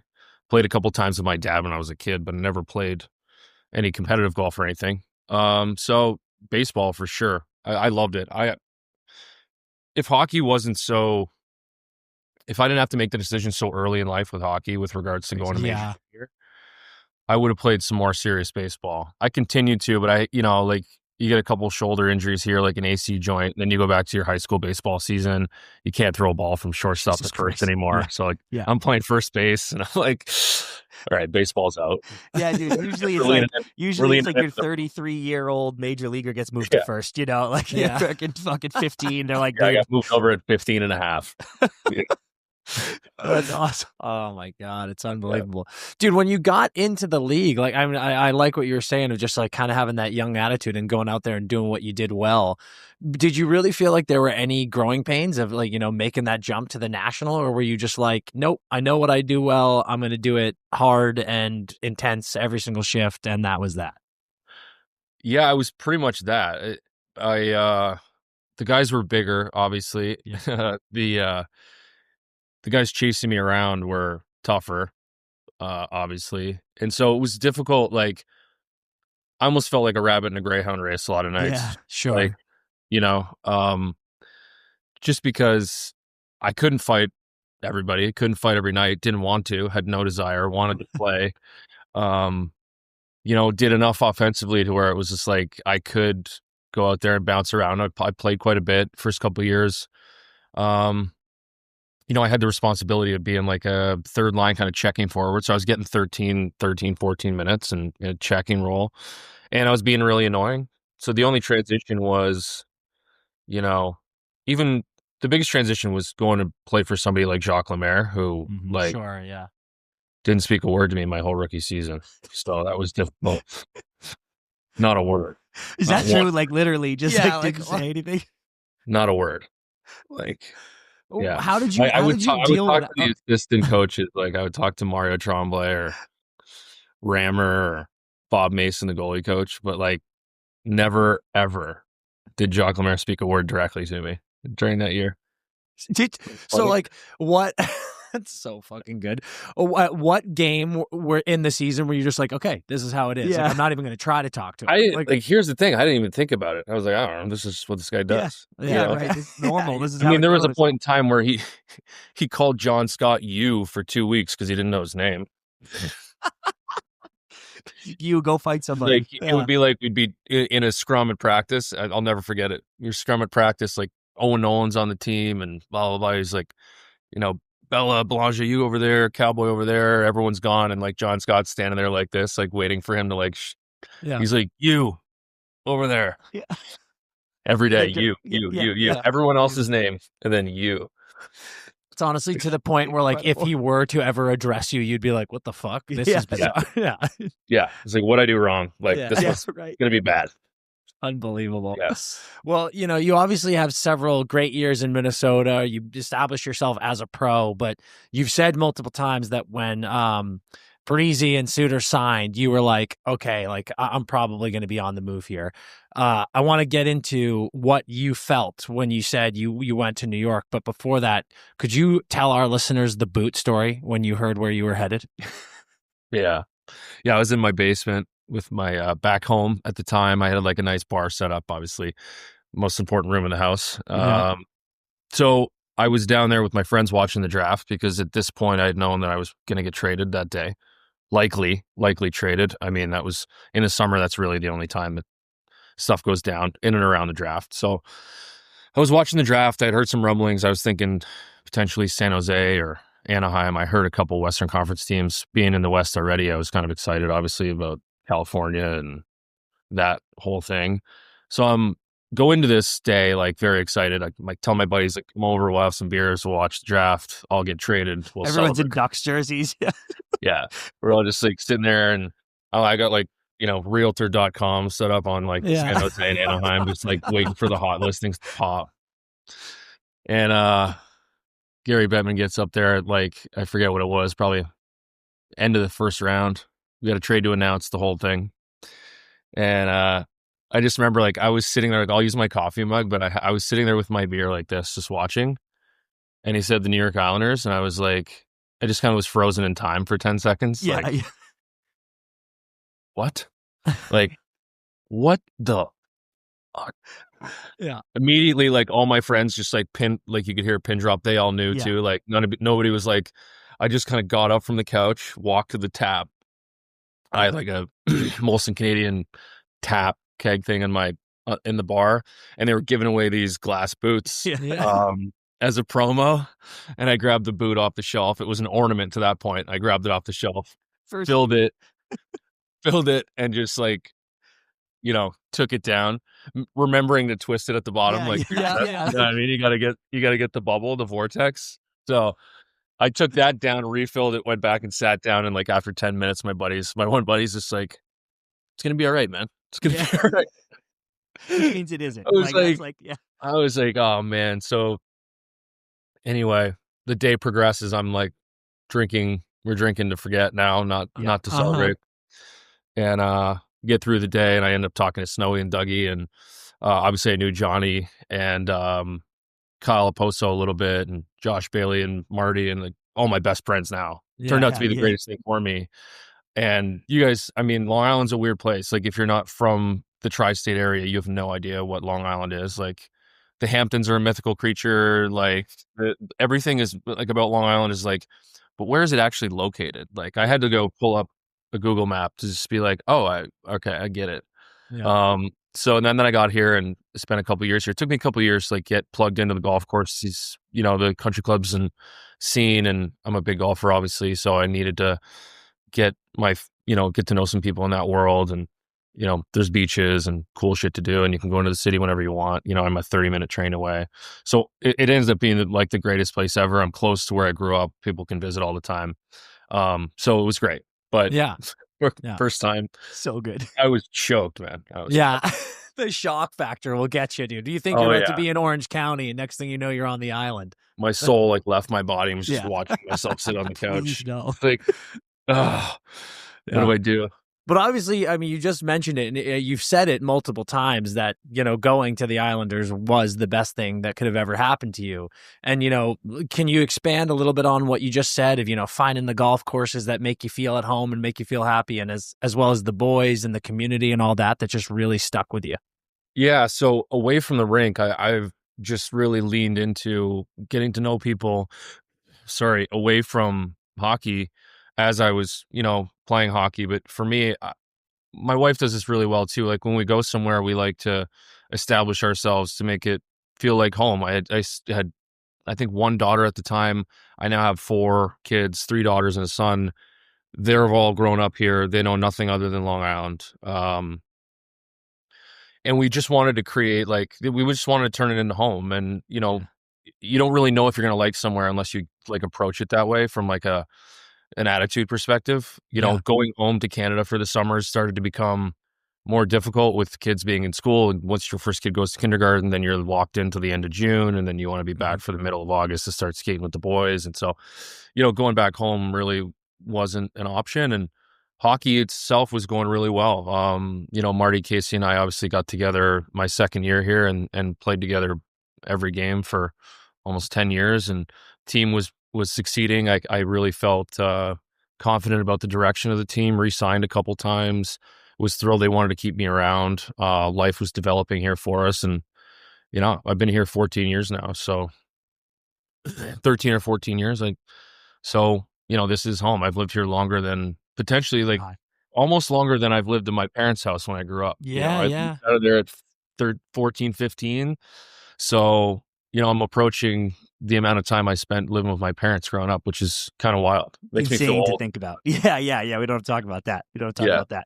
But you just brought up on the ice, because I wanted to ask this next, where almost right away, you, Marty, and Casey find that chemistry. Totally. And you know, Trotsy's calling you eventually the identity line and all that stuff. That's such a unique thing, right? Like, that never happens, what you three had there. Did you know in the moment how special that was? Like, could you guys feel that vibe? Like, man, this is really cool. Yeah, I think we played Washington 2015 in the playoffs. Barry was coaching Washington at the time. Yeah. Marty, Casey, and I really had a lot of responsibility in that series, and that series was like crazy physical, like really, really crazy. You can go back and watch, like, there's a YouTube shortened version of the physicality of the series. Like, I recommend it. It's a pretty good watch. Yeah. It was wild. And I think from that moment on, like, the Coliseum crowd appreciated us. And then we went to Barclays Center and had some years, and then we came back to the Collie, and Barry kind of reignited the flame. But for me personally, I just saw it as a good opportunity to combine the two things that I do well. I feel like obviously a penalty killer, and like I do the defensive stuff, and, you know, I really took a lot of pride in that part of my game. But it also allowed me to have a role that was, let's say, cemented. Like, a lot of guys in my position, third and fourth liners, their lives are spent 2 years in one place, 1 year deal here, 2 year deal there. Mm-hmm. You know, was I going to try and climb up the lineup in New York when that's clearly where they saw me playing? In my mind, no. I was just like, this is great. I feel like we have three guys on a fourth line that are probably good enough to play on a third line, maybe a second line at times if you needed it. So the three of us together should be able to have an impact on the game as long as whoever's coaching us, you know, relies on us and uses us properly.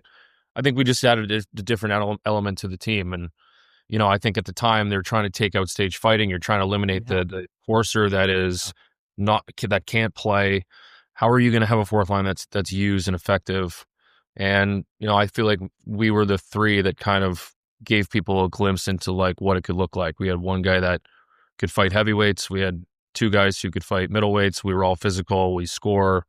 We were able to play against, you know, the Sidney Crosbys and the Ovies of the world and keep them off the board. So that, you know, in my mind, that became sort of the model for what a modern day fourth line should look like. Dude, Yeah. I gotta say, I think this is unique to hockey, like the team you root for, because I don't think most people in the league can't be like, this is the fourth line on every team in the league, right? Like, they know their teams. But dude, if you talk to fan bases that have won a cup, I swear universally they sing the praises of the fourth line that changed the game. Like, Dan, we always talk about that 2011 The Merlot line. fourth line. The Merlot line. And then Paul Maurice this year. Remember, he put like Greersy and those boys on the ice at the end because he was like, you deserve to be out here because, like, you turned that Toronto series around or whatever he said. Yep. But it's like those fucking moments, dude. That's what wins cups. Like, no joke. That is what wins Stanley Cups. That's what causes deep playoff runs. So I love that you guys found that identity and really made it your own. It's so cool. Totally, yeah. We had, and in Tampa, you got to give Tampa credit because they beat us 2 years in a row. They had a line similar to ours, and, you know, Goodrow and Coleman and Gord, and so when we would play in Tampa, Coop would put those three out against us. And when we'd play at home, we would try and play against Cooch. And so, you know, a lot of times in Tampa, those games were just like those two lines just like run into each other for the whole game, nothing happening, and the rest of the team can play the game. Like Truly an unstoppable force, immovable object situation. That's right. Yeah, that's right. It's so good. Well, yeah, I mean, in this stretch, you guys had such exciting teams, and it's awesome hearing about all the chemistry with all the boys. And you then obviously get to the year where Tavares is a free agent, and you have had a long relationship with Johnny. And you had talked a lot about how he said that he had plans to kind of just hear the pitches from all the teams starting July 1st. But then you also said that since he wasn't all in, you kind of had a feeling like this might be it. He might be leaving. Was that, I mean, as one of the biggest free agent moments in the modern NHL, was that rattling for you guys and for you specifically as a longtime friend of his? Or was it just you were able to be like, this is business. This is the league. It happens. Yeah, it was. I remember just being like, once the decision was made, just being like, okay, I think I had prepped myself ahead of time. Like, yeah, I have said it. There's a part of me that after the season ended and then we started talking, it was the summer he was getting married. So we were having a lot of, weekly, daily conversations about things like bachelor party, wedding stuff, like, just like a group of guys in a group chat talking, and then him and I talking on the side. I really got the sense that there was an appetite for him to go home, which, like, I don't know if there was any other place that he would have chosen over staying in New York, to be completely honest. Yeah. I think, what ended up being the infamous pajama boy photo is like, that's a window into like Johnny's one desire as like a hockey player. And for him to have put himself in that position to not only be coveted by that team, but a chance to go back and play for that team when that team like was really up and coming, Mitch Marner, Austin Matthews, those guys really had already solidified themselves as budding superstars at least. And you throw Nylander in the mix and you really felt like Toronto was building something that could be dangerous. Totally. So, for us, when he made that decision, we were kind of in flux as well. We had some success in 15 and 16. I think we missed the playoffs in 17. Cappy gets fired in 18. Dougie takes over, or 17, and Dougie takes over. And then Dougie has a full year of coaching, and we had missed the playoffs by a point. Really felt like we were kind of stalling in the development. Then Franzi leaves, then Oki leaves, then all these things kind of unfold all at once. And so Johnny felt like those guys kind of paved the way for him to go. And so that opened his mind to him leaving. Now, that being said, we didn't have much time to be that sad about it, because we come in, we hire Lou, hire Barry, and we are expected to be the worst team in hockey. And we go and finish like a point out of first in the Metro Division, and like, we sweep the Pittsburgh Penguins in the first round. Like, so we, Brock Nelson's coming out party. Matt Barzal had some more responsibility. Jordan Eberle was still there. He was one of the greatest teammates and players that you can plug into a lineup. Leds and Boych were still there. Like, we really had a good team, and you could see what it turned into with not only Lou's direction, but Barry's as well. Barry was great for us. He was, so it ended up being, the best thing for both parties. Johnny's happy. He's still in Toronto, and we had a pretty good run. Yeah, I mean, you just mentioned you guys go to 2 straight Eastern Conference Finals. You got whacked by Tampa, but 7-game series, 1-0 game in Game 7. Yeah, and that's insane. I know, seriously. Good Lord! But how on earth did you guys pull that off? I mean, you lose your captain, your best player. It was such a monumental moment, but then you just rallied together, and then you go on 2 epic runs. How did that happen? Yeah, what was the shift? Because I've always wondered about that. Totally. We just, I don't know, Barry came in one day, and he just, first day, I'll never forget, we were playing Carolina Hurricanes in the season opener in Carolina, and we go through training camp. Training camp was really difficult. It's like, that's first and foremost. I think a team's attitude is determined in the first 3 days of training camp. Wow. And I think I love this take. Yeah. Yeah, I like that too. I've had training camps that are easy. I've had training camps that are hard. And the best teams I've played on the training camps were hard, like really hard. Like to the point of almost breaking you hard. for at least the first 3 or 4 days, because I think you have to. That's the first thing that bands teams together. People are like, oh, let's go team building. Let's go play golf. Let's go have some drinks. Let's do this. That's great and all. But the only time you get really, really bonded with a group is when shit gets really tough. Yeah. Like when you go through a tough situation together. So we go through a tough situation together. Johnny goes to Toronto. Okay. Yep. Tough situation number one. We're coming in kind of not hanging our heads, but like, no expectations. Barry kicks us in the ass on day one. Like, I'm going to bury you guys today because you guys are way better than you think, and we're going to go starts today. We get buried day one. We get buried day two. We get buried day three. We go through training camp. We're about to play the Carolina Hurricanes first game of the year. We're flying out that afternoon before practice. Barry goes, Carolina Hurricanes going to outshoot you 2-1 tomorrow. They're going to shoot it from everywhere. Their defense are going to be down the walls all night. Don't mistake activity for achievement. Who cares if they get outshot 2-1? We're going to win 2-1. We go in to Carolina. Val Philpott scores with like 4 minutes left. We win 2-1. They outshoot us 2-1.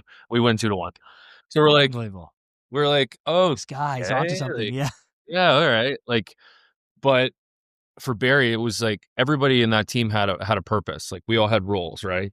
And he was adamant about maintaining guys' awareness of what their job specifically was on this team in order to make the team successful. And we played 500 hockey until like the middle of December, and then we won 13 games in a row. Yeah. And then we were like, oh shit, we're pretty good.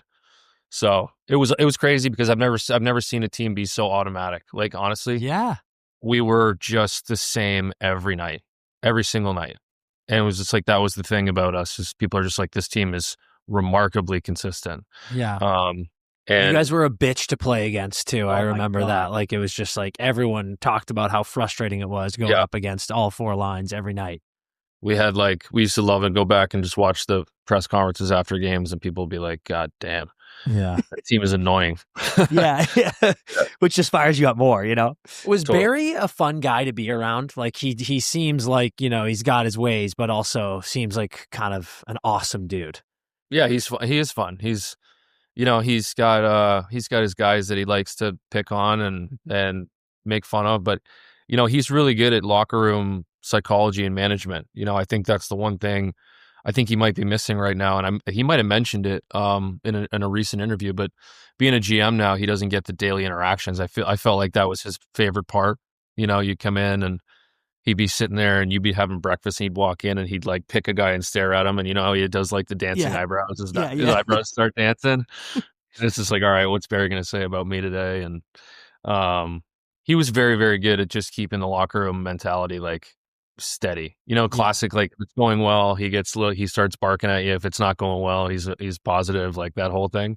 Yeah. But he was a really good, really, really good sort of locker room manager. Yeah, it's great. Yeah. And I do have to ask, as someone with such prolific facial hair, which I know nothing about. Correct. Do the playoff beards get a little annoying? No, it's no, it's like the bigger it gets, the closer you are, right? Right. So who cares? Fair. Yeah. But some of the boys on Florida last year, when we were with them after they won the cup, we were like, how fast are you going to shave that? And they were like, fucking tomorrow morning. Like, is it a great moment? But then when it's over, you're like, okay, I'm glad to get this off. Some guys, I mean, I wore a beard for the last year that was like down here. Yeah. So, I literally like, I have a picture. I shaved it down the middle the 1st of November to like put the mustache. It was like, God, you got to send that, dude. I need to see that. Yeah, I agree. I need that picture. I looked like a Scottish terrier. It was like, you know what I mean? It was yeah. Just have that like little beard there. I will send you I'll send you the photo right now, actually. Oh my God. That's so good. It's so funny. But I love having a beard. That's the one thing about Lou that I had a hard time with, is not being able to grow facial hair, because I just like, I look like a pussy with a helmet on and no facial hair. Like, You're like, Lou, dude, you can see these pictures. Just let me intimidate these young kids, please, by just, showing them. How fast does it grow? Like if you shave in the morning, like what are you looking like the next morning? Oh, this is me. I shaved yesterday. Yeah, Jesus Christ. Yeah, I shaved Good yesterday. God, brother. Like Yeah. that sounds It's exhausting. getting a little gray though, you know. Yeah. It's distinguished though. That's I like distinguished. yeah, I it agree. looks better. I'm into it. Did you get that photo? Let me see. I just did. Oh my God. You look like an anime character. Like this That's is crazy, right? yeah, like this actually the shape of it is remarkable.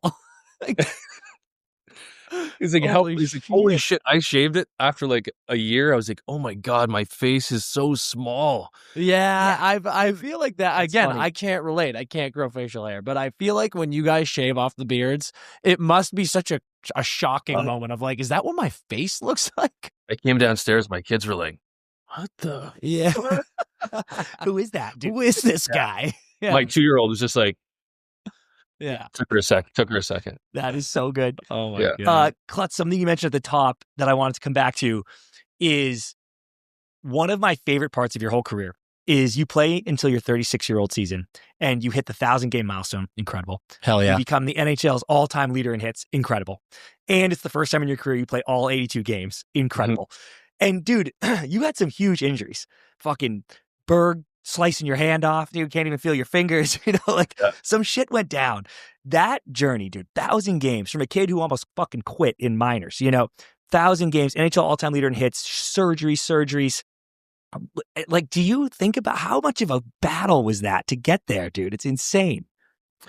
I again, like, I don't know. I don't know. I don't know how much of a battle it was. It's just what I was doing at the time. Yeah.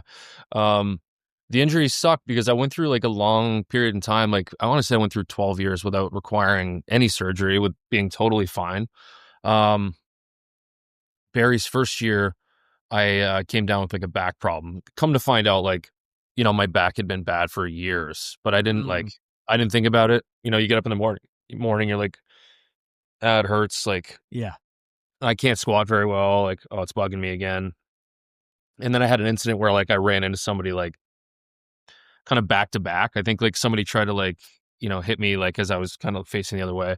And I felt like a jolt. Like I felt like this weird like nerve sensation like in like my tailbone. And I was like, that's not good. So Didn't like, love that. Yeah. Yeah, I didn't love it. shit.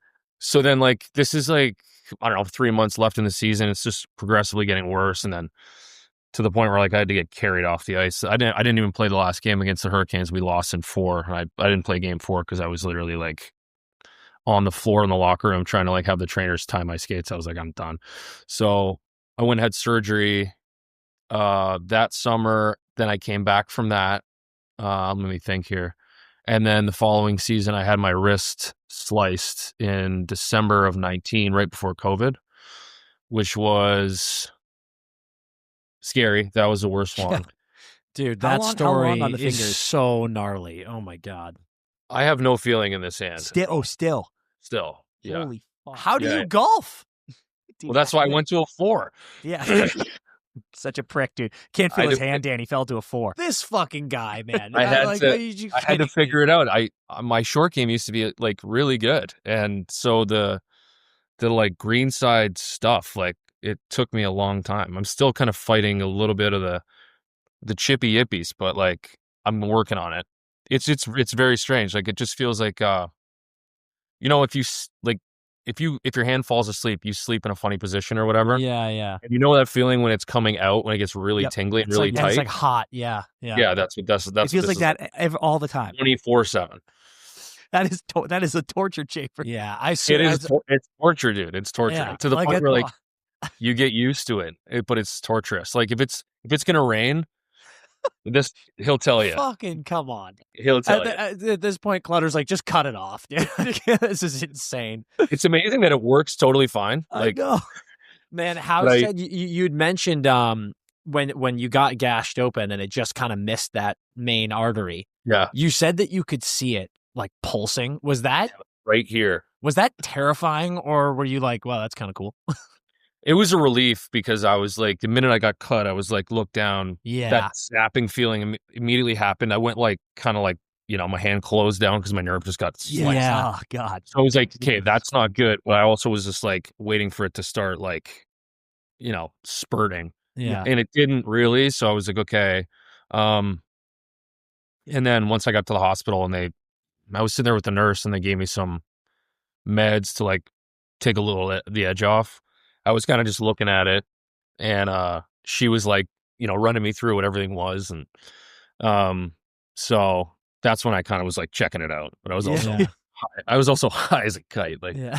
Do it surgery on himself. Well, didn't one of the nurses pass out in the room on you?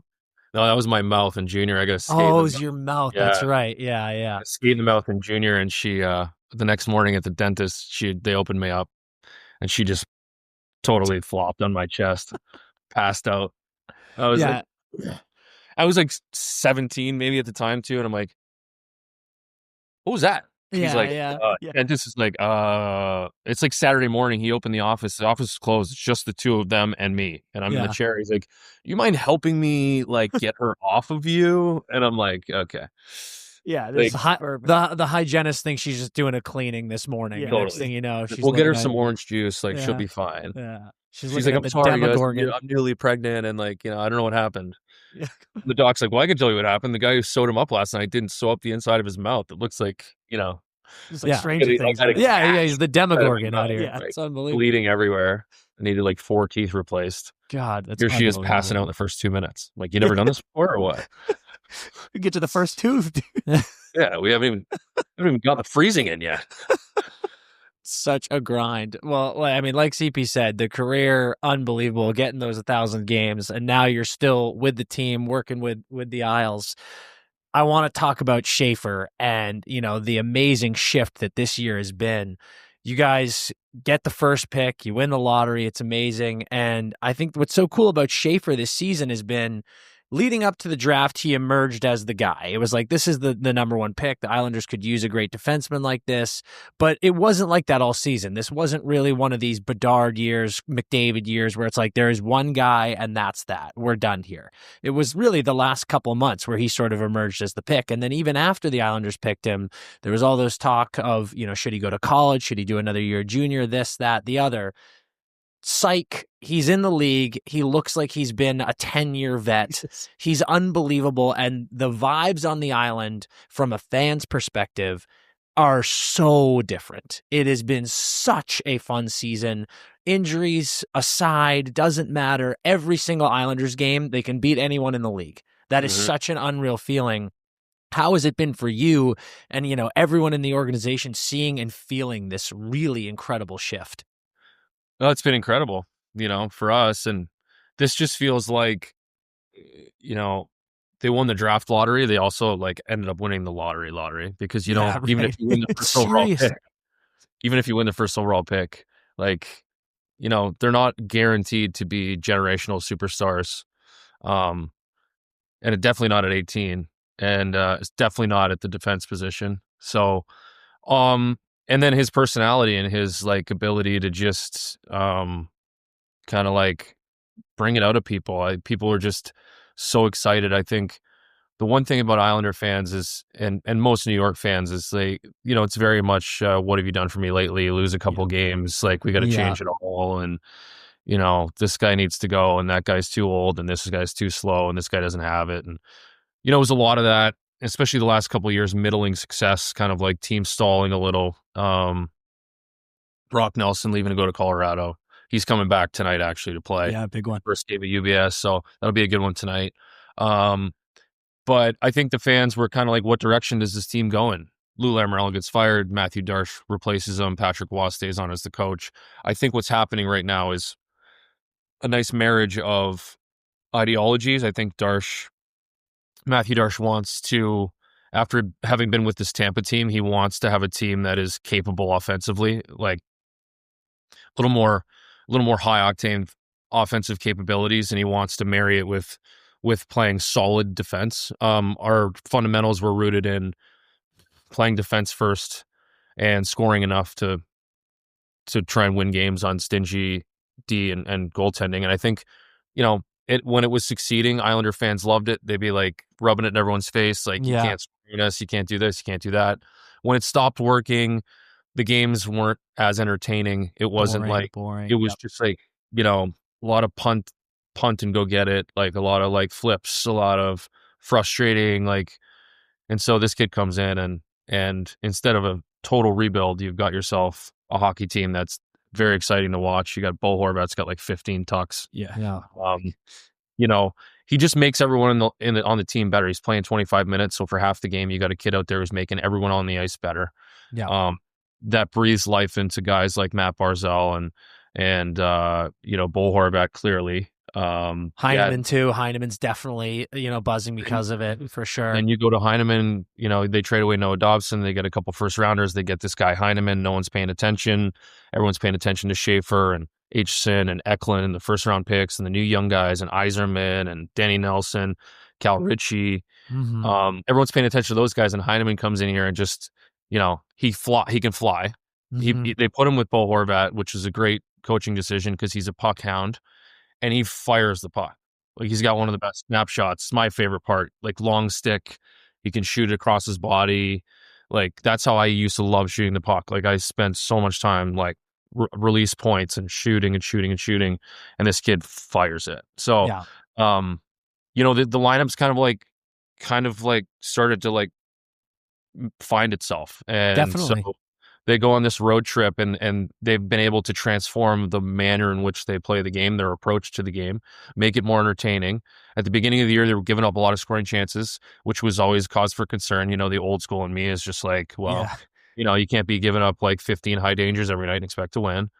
But they've chopped that number in half, and they're exciting to watch. Like, they carry the puck into the offensive zone more than anybody in the National Hockey League, which is like, from a New York Islanders team for the last 12 years. Yeah. And like, you're like, that's different. And so people are noticing, and it's fun. Like, people are having a great time at the games. Circling back to something you mentioned at the top that I think is so cool. Everyone, you know, forgets that this kid Schaefer turned 18 in September. Like, he's a child. He was literally a minor. Yeah. Like right before training camp.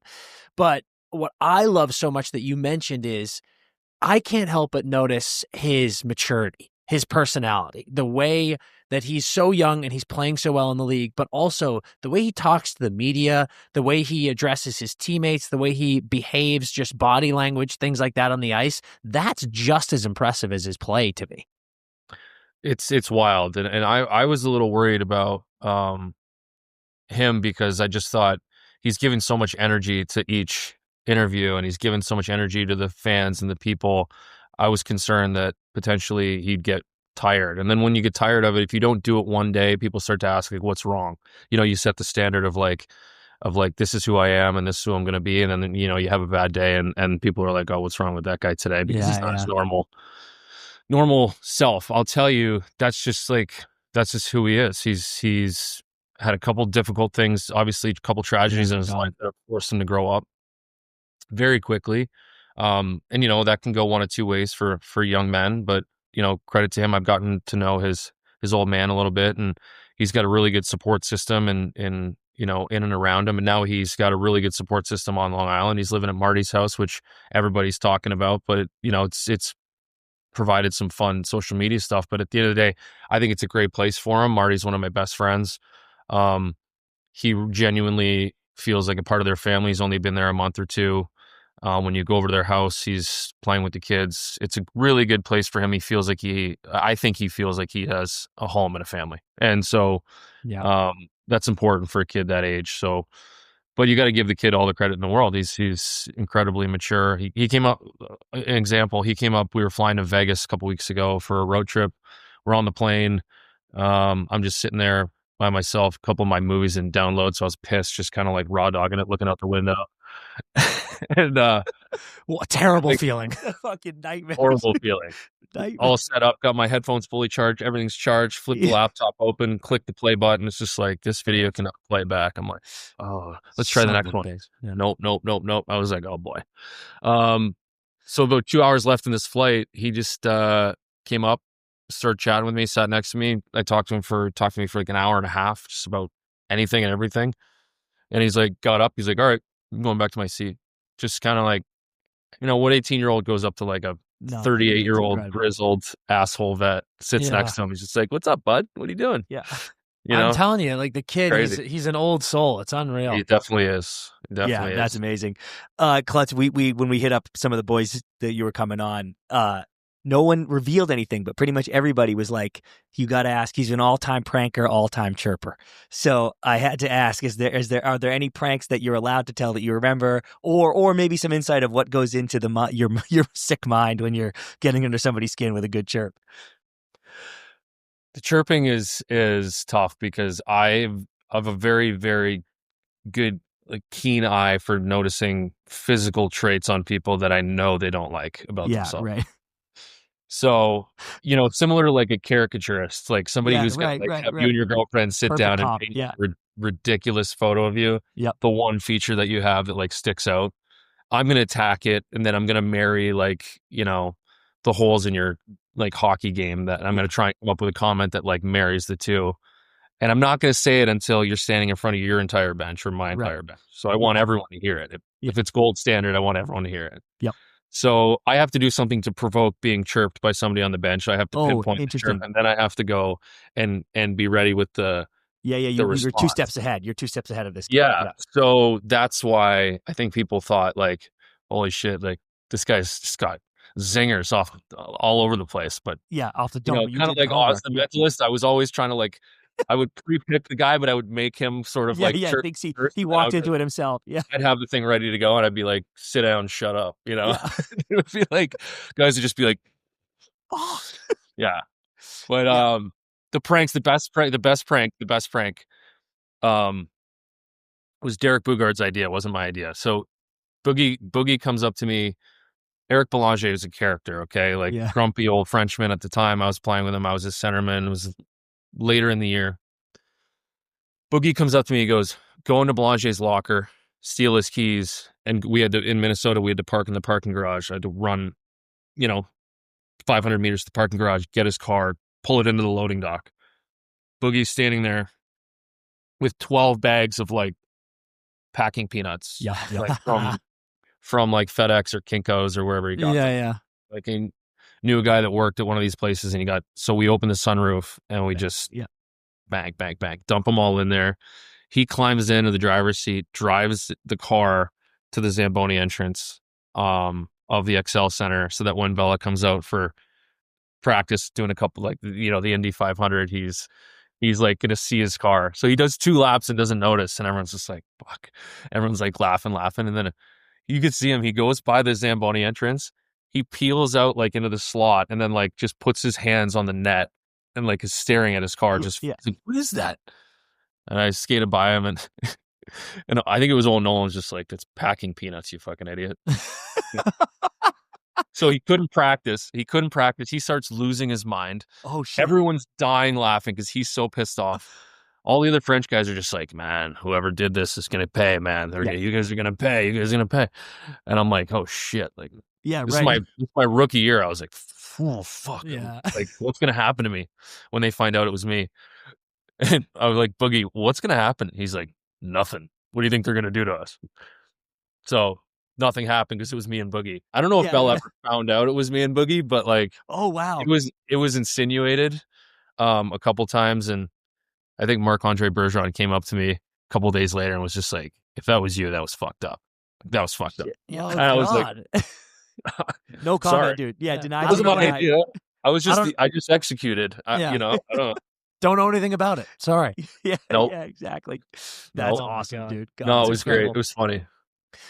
Dude, I have to give a little tire pump to the entire crew here. This summer, I think I'm ready to declare that we all released 2 of the best schedule release videos in NHL history. Yes. And I want to know whose idea was that for you guys? And like, was that a blast to do? It was great. Listen, I got a phone call, like, I don't know, probably in June, from Kid Alex, who does the social media and stuff. He's like, I'm thinking about doing a schedule release video. It's going to be like kind of a funny sort of this and that. And in my mind, immediately, I'm like, I don't know, man. Like, these things are always so cheese. Like, I'm going to have a hard time with this one. Yeah. Like, send me the ideas. And he sends me the ideas. And I'm like, it still looks so cheese. Like, but whatever. I'm like, whatever, let's just give it a shot. I'll go in there and we'll work on it. And if it doesn't come out the way we want, then we don't release it, or we try something else. Yeah. And we just did.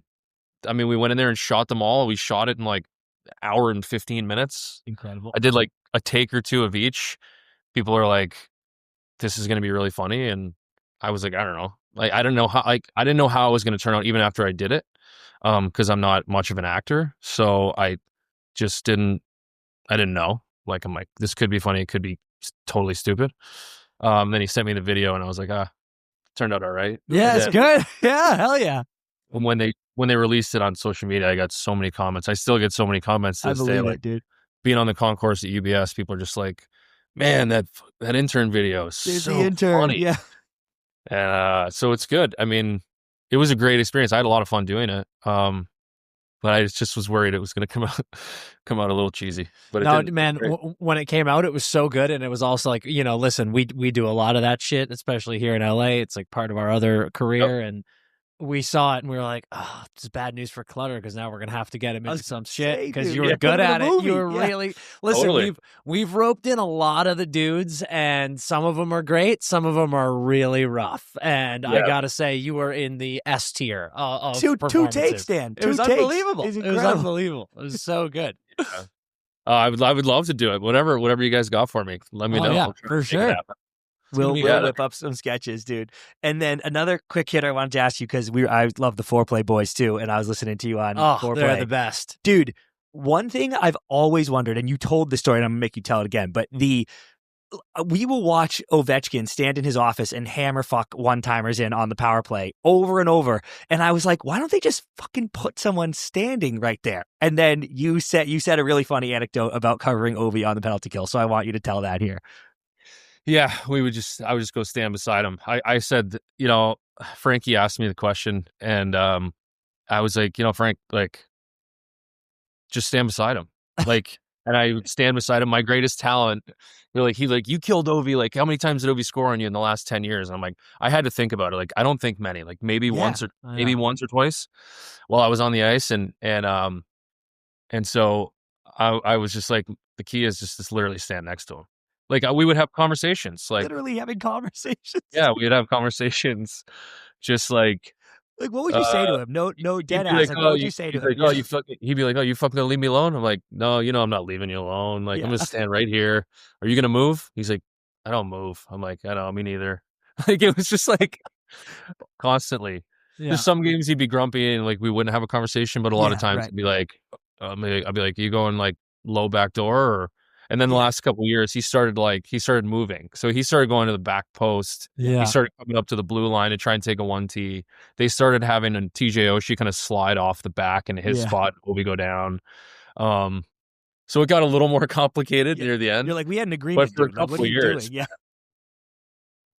it's just like, he stands there like, just like with his hand sort of like down on his pants. Yep.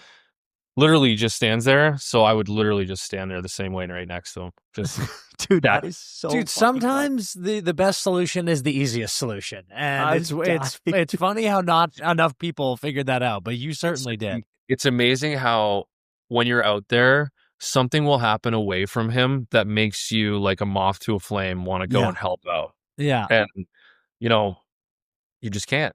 Don't do it. Yeah. Keep the help out. It's going over there and it's going Yeah. It's like you go to help out, all of a sudden the puck gets loose and you see it passing to where you just were and you're like, no. Yeah, the minute the puck gets loose and gets touched by Nick Backstrom, you're like, we're dead. No. and dude, listen, I'm sorry, but we can't let Ovi chase down your hits record. Like, I can't have him be the goal guy and the hits guy. So I don't know what we got to do if you're in touch with him, but somebody's got to tell him to ease up because I can't have this. Shannon Hogan, my host, just did an interview with him last week, and she was going to bring it up. I'm like, just don't bring it up because if he's aware, he's going to go try and break it. Like, I think of all the records, like he's not even aware of this one, so we're just going to let him we'll let him sleep on that one. You're right. We can't. Yeah, we can't let him know. That's the thing. Yeah, CP, we do have to cut this because if he finds out, he'll go get it. Fuck, that's so he can't know. But you just touched on it, Clutter. One last thing I want to talk about before we get into some fun stuff. you've made the transition to the broadcast, which is something you said that you never thought you would do. But you worked for MSG Networks. You did for a year without officially retiring, but then you released that awesome Instagram video, and you're a media guy now, and you're fantastic. And it seems like it's been so fun. And I just want to know: is it a transition that feels like it's been easy for you? Has it been nice leaving the game and then getting into something that's still a part of the game? Has the whole experience just been great? Yeah, I mean, when I left the game, I needed a break from it. It's like it just was my whole life, and here I was approaching 40 and just grinding, and the older you get, the harder, the more grindy it gets. I was always, when I was young, just like, oh man, training camp, I can't wait till I'm old so I don't have to worry so much about training camp, and I want to be a vet. And then you get to be a vet and you're like 16 years in, and you're just like, man, this is a grind. I wish I was young again with a little energy and excitement, Dude, buddy, tell me about it. We can relate. So it's, I just needed a break. And so I had a nice summer of doing the other things. Wasn't training. Actually, I was still training and skating because I thought that I was going to maybe get a deal somewhere else. But when it came time, like August last year, I just committed to fall golf. Fall golf, New York, amazing. I was like, okay, I'm going fall golf. In the process of that, I ran into, I play a lot of golf with Wally Zerbiak. He used to play in the NBA. Yeah. Hell yeah. Former Celtic. Yeah. So he does the MSG broadcast for the Knicks sometimes, and then he does radio and intermissions. So he's like, my producer's coming out to Meadowbrook to Planum to play golf. Come out and play with us. I went out and played with them. We're sitting around having beers after. He's just like, you ever thought about doing TV? I think you'd be decent on TV. I was like, yeah. I mean, not really. It's not really my thing.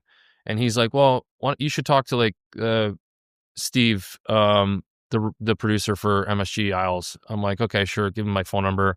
He called me that night. He's like, you want to just come on the home opener? We'll just put you on the pregame show. It might even be like just an interview. We'll see how you do. If you want to do more, you let me know. If not, go for the pregame show, hour-long pregame show. Did all right. Told him I'd stick around for the intermission analysis. Did well. Told him I'd come back next game. Then I ended up doing like, I did I think almost 20 games last year. And then after about 5 or 6 games, I got to go between the benches for a couple.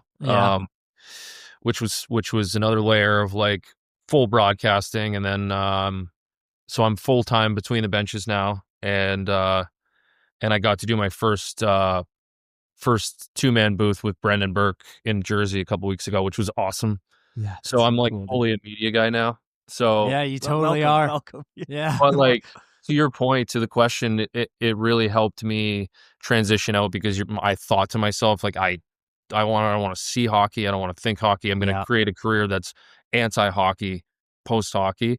And you realize that like my PhD is in the game of hockey and nowhere else. So it's like unless I was ready to go like, go back to school or shovel shit at the bottom of the ladder somewhere else, like I don't know if it wouldn't have made me all that happy. So it's easy. It was nice to be able to go into something that I know more about than most people because of my experiences. Totally. And obviously I can articulate well enough to where it comes across fine, and so it's been great. It's been easy, but it's been great. Yeah, man. Like I said, you're great at it. Shining, dude. I'm excited to see the more plethora of things that you do because with the schedule release, with all the stuff, it's like there's a lot of fun to be had. So it's exciting. Yeah. Speaking of fun, we're gonna wrap you up here. We play a game with all of our guests. It's called Pass, Shoot, Score.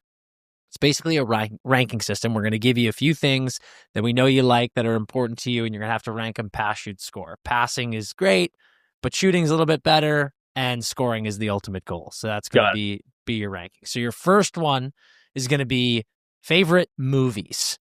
So your pass, shoot, score is Beer League, Ace Ventura, and Shawshank Redemption.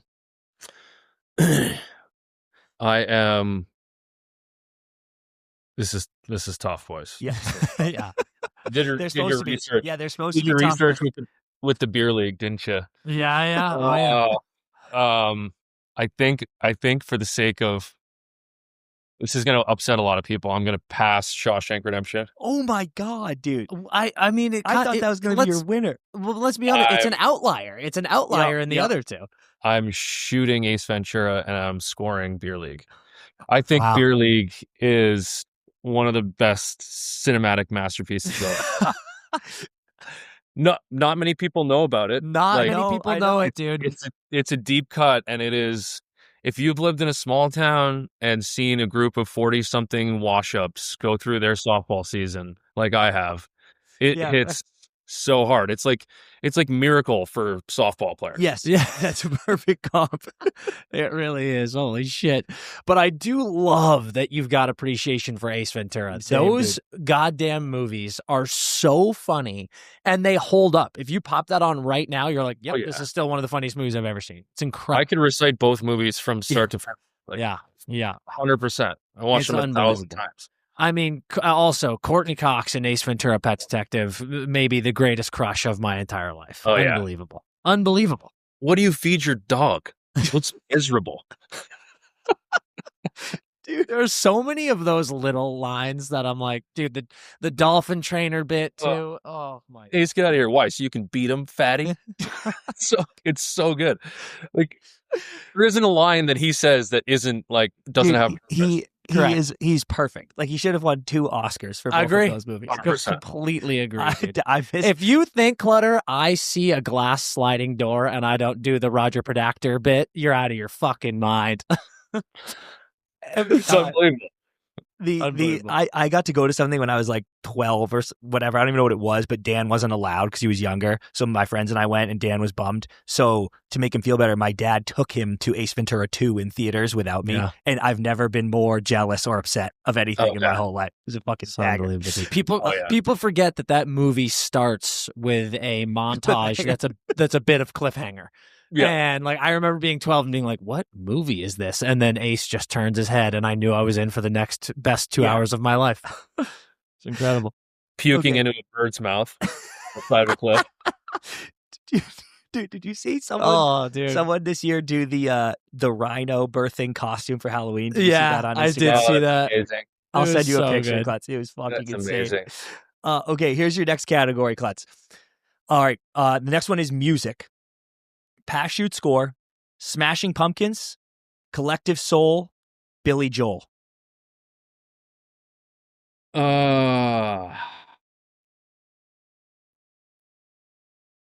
Think I'm passing Collective Soul, shooting Smashing Pumpkins, scoring Billy Joel.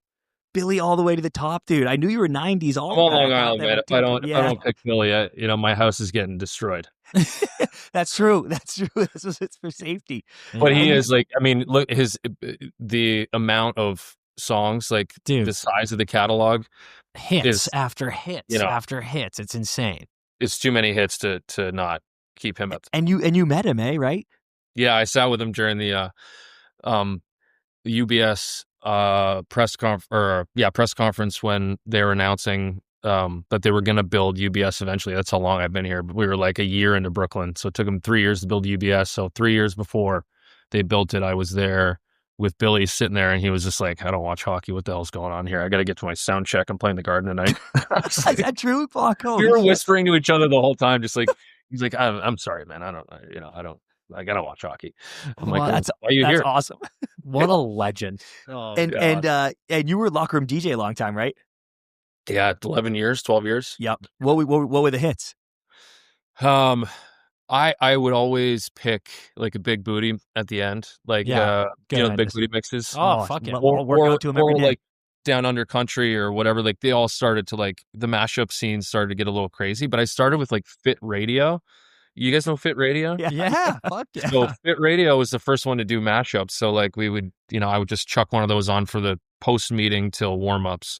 I would chuck one of those on so I didn't have to fiddle around and find tunes all the time.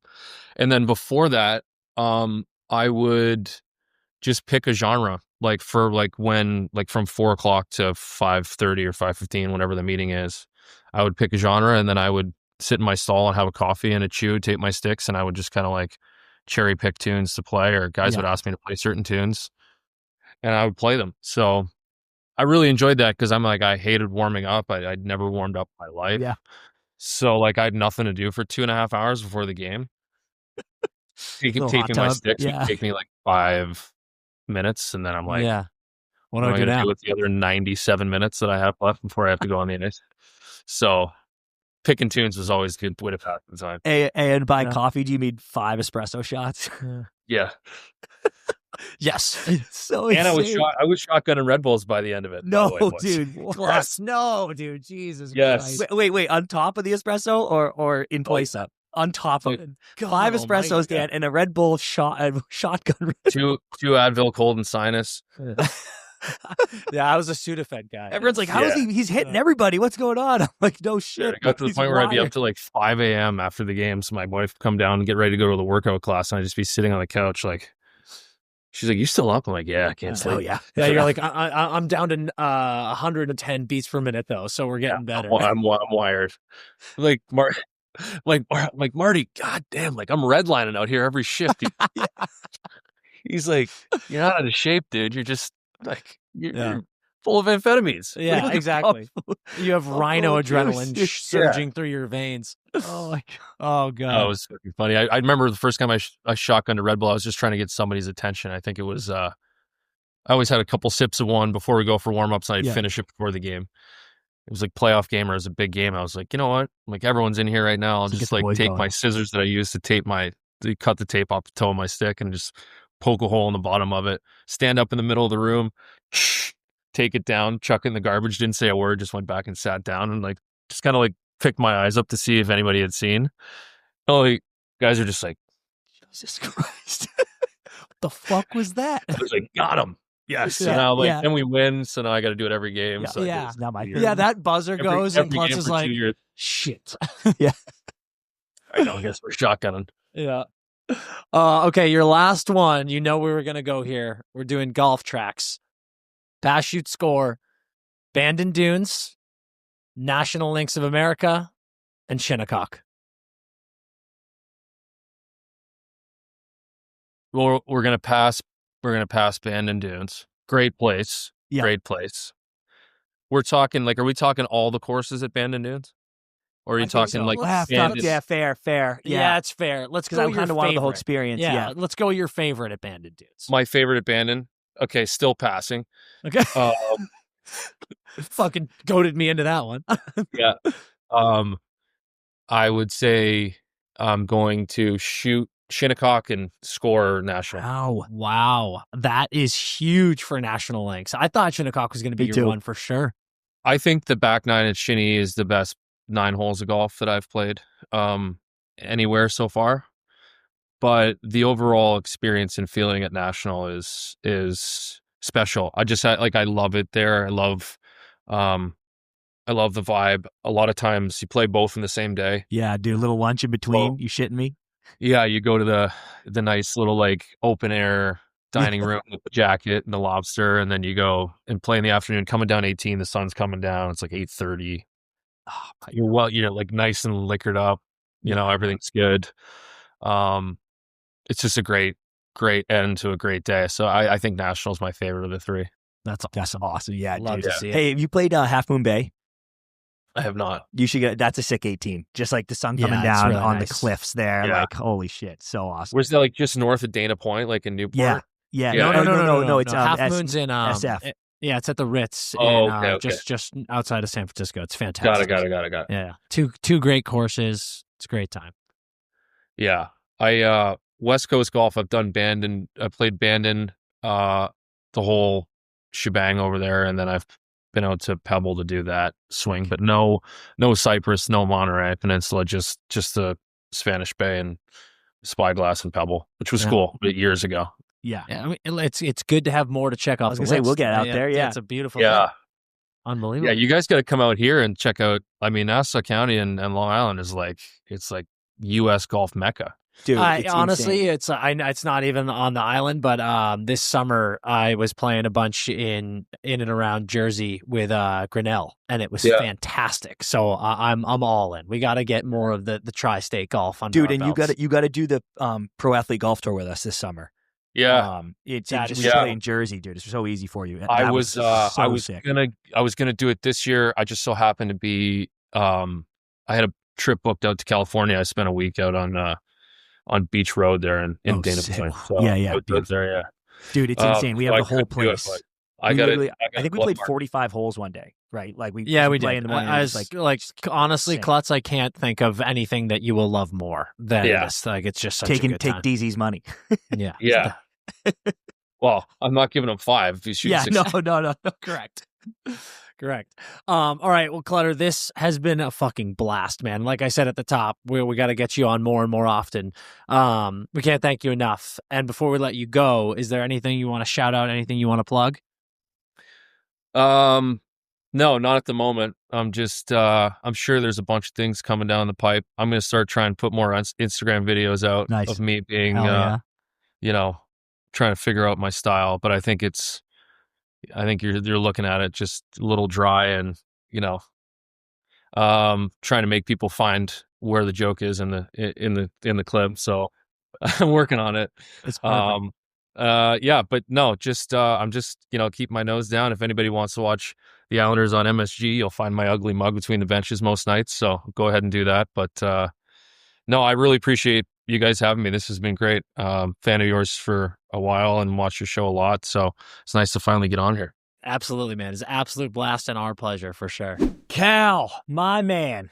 Like I said at the top, hilarious interview. I hope you enjoyed. What a legend, dude. He's in the basement. He's fucking got the Popeye forearms. He's a +5 handicap. Dude, he's just an The coolest guy I've ever met. Awesome dude. And he's going to come on the show way more. We should post the picture of his beard with the shaved beard. Yeah, it was actually one of the funniest things I've ever seen.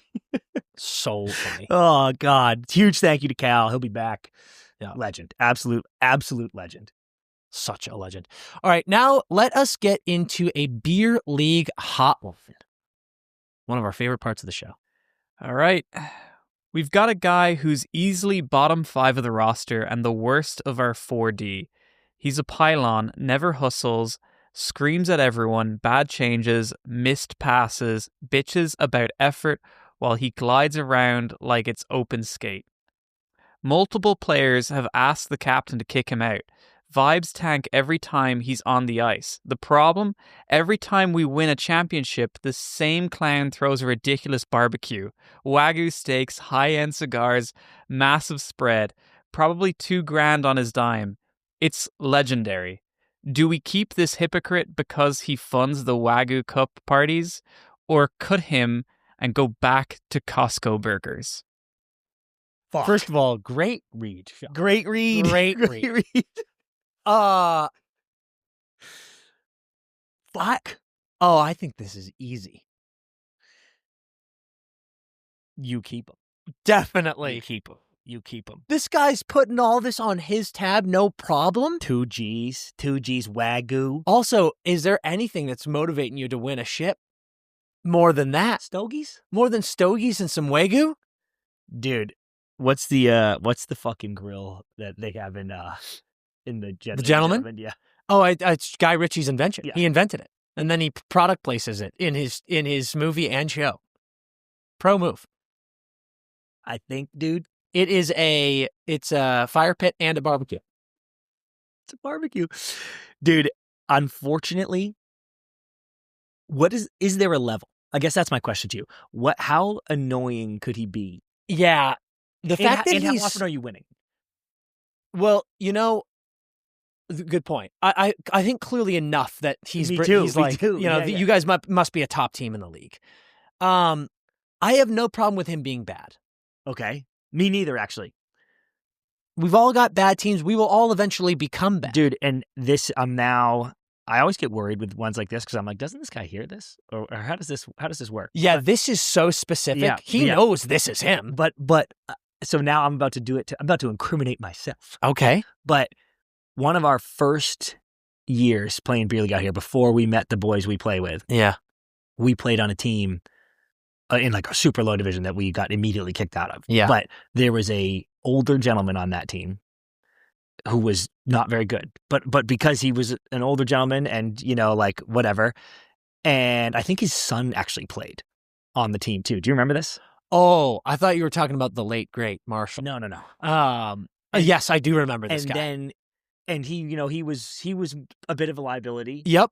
but he was playing with it. I actually thought it was a beautiful thing. He's playing with his son. Yes, with it, and then he threw the most electric party in. So we won the ship, and then he threw us an absolute banger of a cup party. And any ill will that I may have had about his playing ability evaporated. Because I was like, that was fucking sick. Yeah. You gotta, but he was also a nice guy. Oh, he's incredibly nice. He was like a really nice good guy. dude. Yep. This guy, okay, so again, I don't really care about the play. He's a pylon, never hustles, bad passes.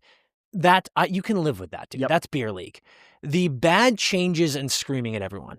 I need to get what's going on with the bad changes. Does that mean long shifts? Because like you're not. He can't be called. I think it's. You think he's calling guys off the ice? No. I think he's on the ice. Oh, and a 3-on-2 definitely that's what it is. He gets off. I respect that. It's like fucking Poe. I know. Get me off, dude. I'm just taking a dash. What he would say. You can't really listen. That bad change is brutal. Yeah. I only hate the screaming at people. Yeah. Yelling about effort. Yeah. People who are not good, who are then beaking your teammates.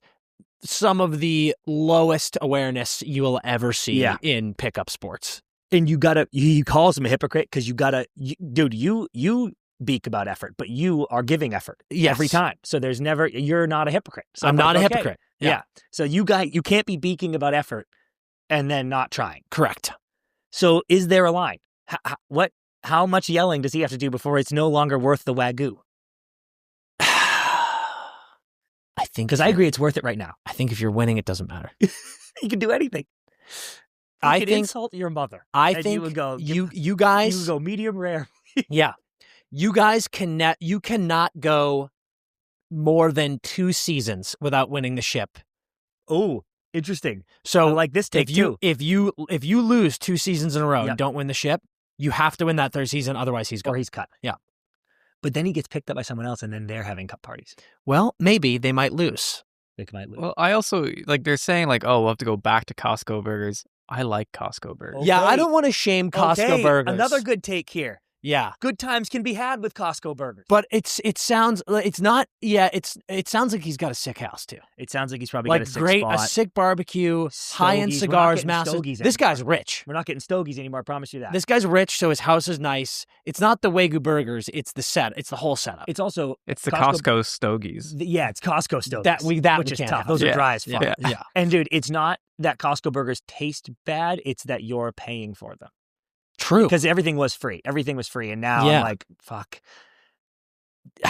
Dude. That's it. Them. Guys, keep them. If you go 3 seasons without a ship, he's gone. Yeah. Do you think that this is his way of apology for he knows when he gets on the ice that he's kind of a dick. He's not as good of a player as he'd like to be.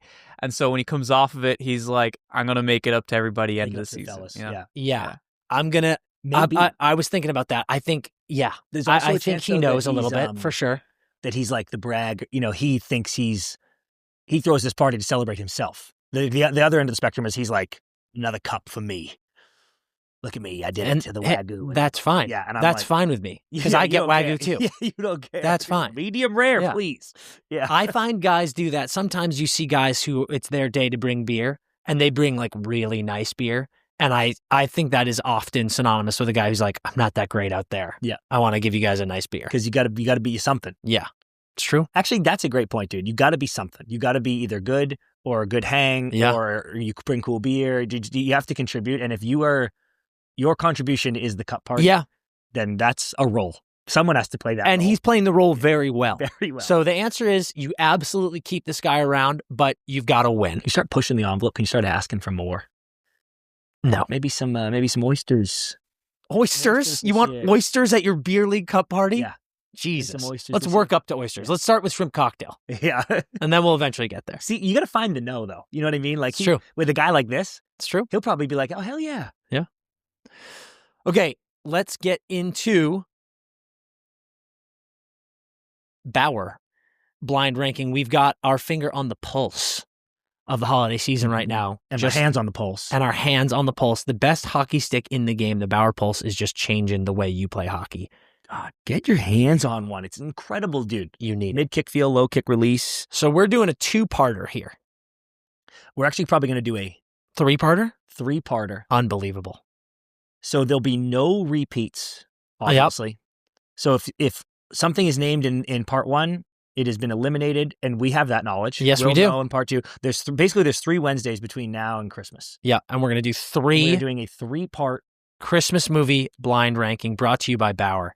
And for those of you, this won't make the clip, but for those of you at home listening, I guess every pod listener probably knows, but the amount of responses of like, how is blank left off? And I'm like, it's what is given to I me. know. It's people who still don't understand blind ranking is fucking So the insane good news to me. is, if something's not named in this one, you got 2 more swings at it. 15 movies are going to get named, and we are going to rank them. And then, Dan, I'd be very interested to do, maybe we'll do it in the pod only.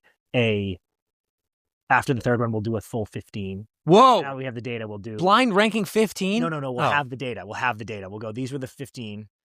Now You know, we'll if rank If we them. could do it again, like this Got is it. the order. We'll Okay. finish it off. All right. Blind ranking Christmas movies part 1. Here All we go. right. I feel like our audience doesn't know how big movie buffs you are. Yeah. So this will be Christmas fans, too. great. Yeah, big Christmas Christmas fans. buff. All right. Number 1, Love Actually. Fuck you, Dan. Wow, this is gonna be really tough Why fuck me? because this is your favorite Christmas movie, It's not my favorite Christmas or movie. it's your second favorite. It got up. It's it up got, there. It got beat. Um, This is gonna be high for you, but maybe kind of low for me, honestly.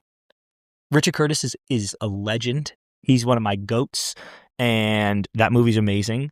But there's some Christmas flicks. I love Love Actually. I know you do. And people who hate it, you're doing it for clout. Yes, because you're doing the thing where you're like, this is actually not that happy of a storyline. Correct. Like, how sad is this? He kissed his best friend's wife. And I'm like, shut the fuck up, dude. Agree, dude. It was So lovely. annoying. He held up a sign. It's so annoying. It's actually a testament to how good of a film it works that it doesn't make you feel Correct. bad when you watch Yeah. it. Correct. Also, that's life. The movie, that's life, you know? That's poof. That's 2 of those in like a month. Yeah, Love Actually is about all of the different forms of love we feel during the holiday season, both good and bad, Yeah. both misplaced and properly Correct, yeah. placed.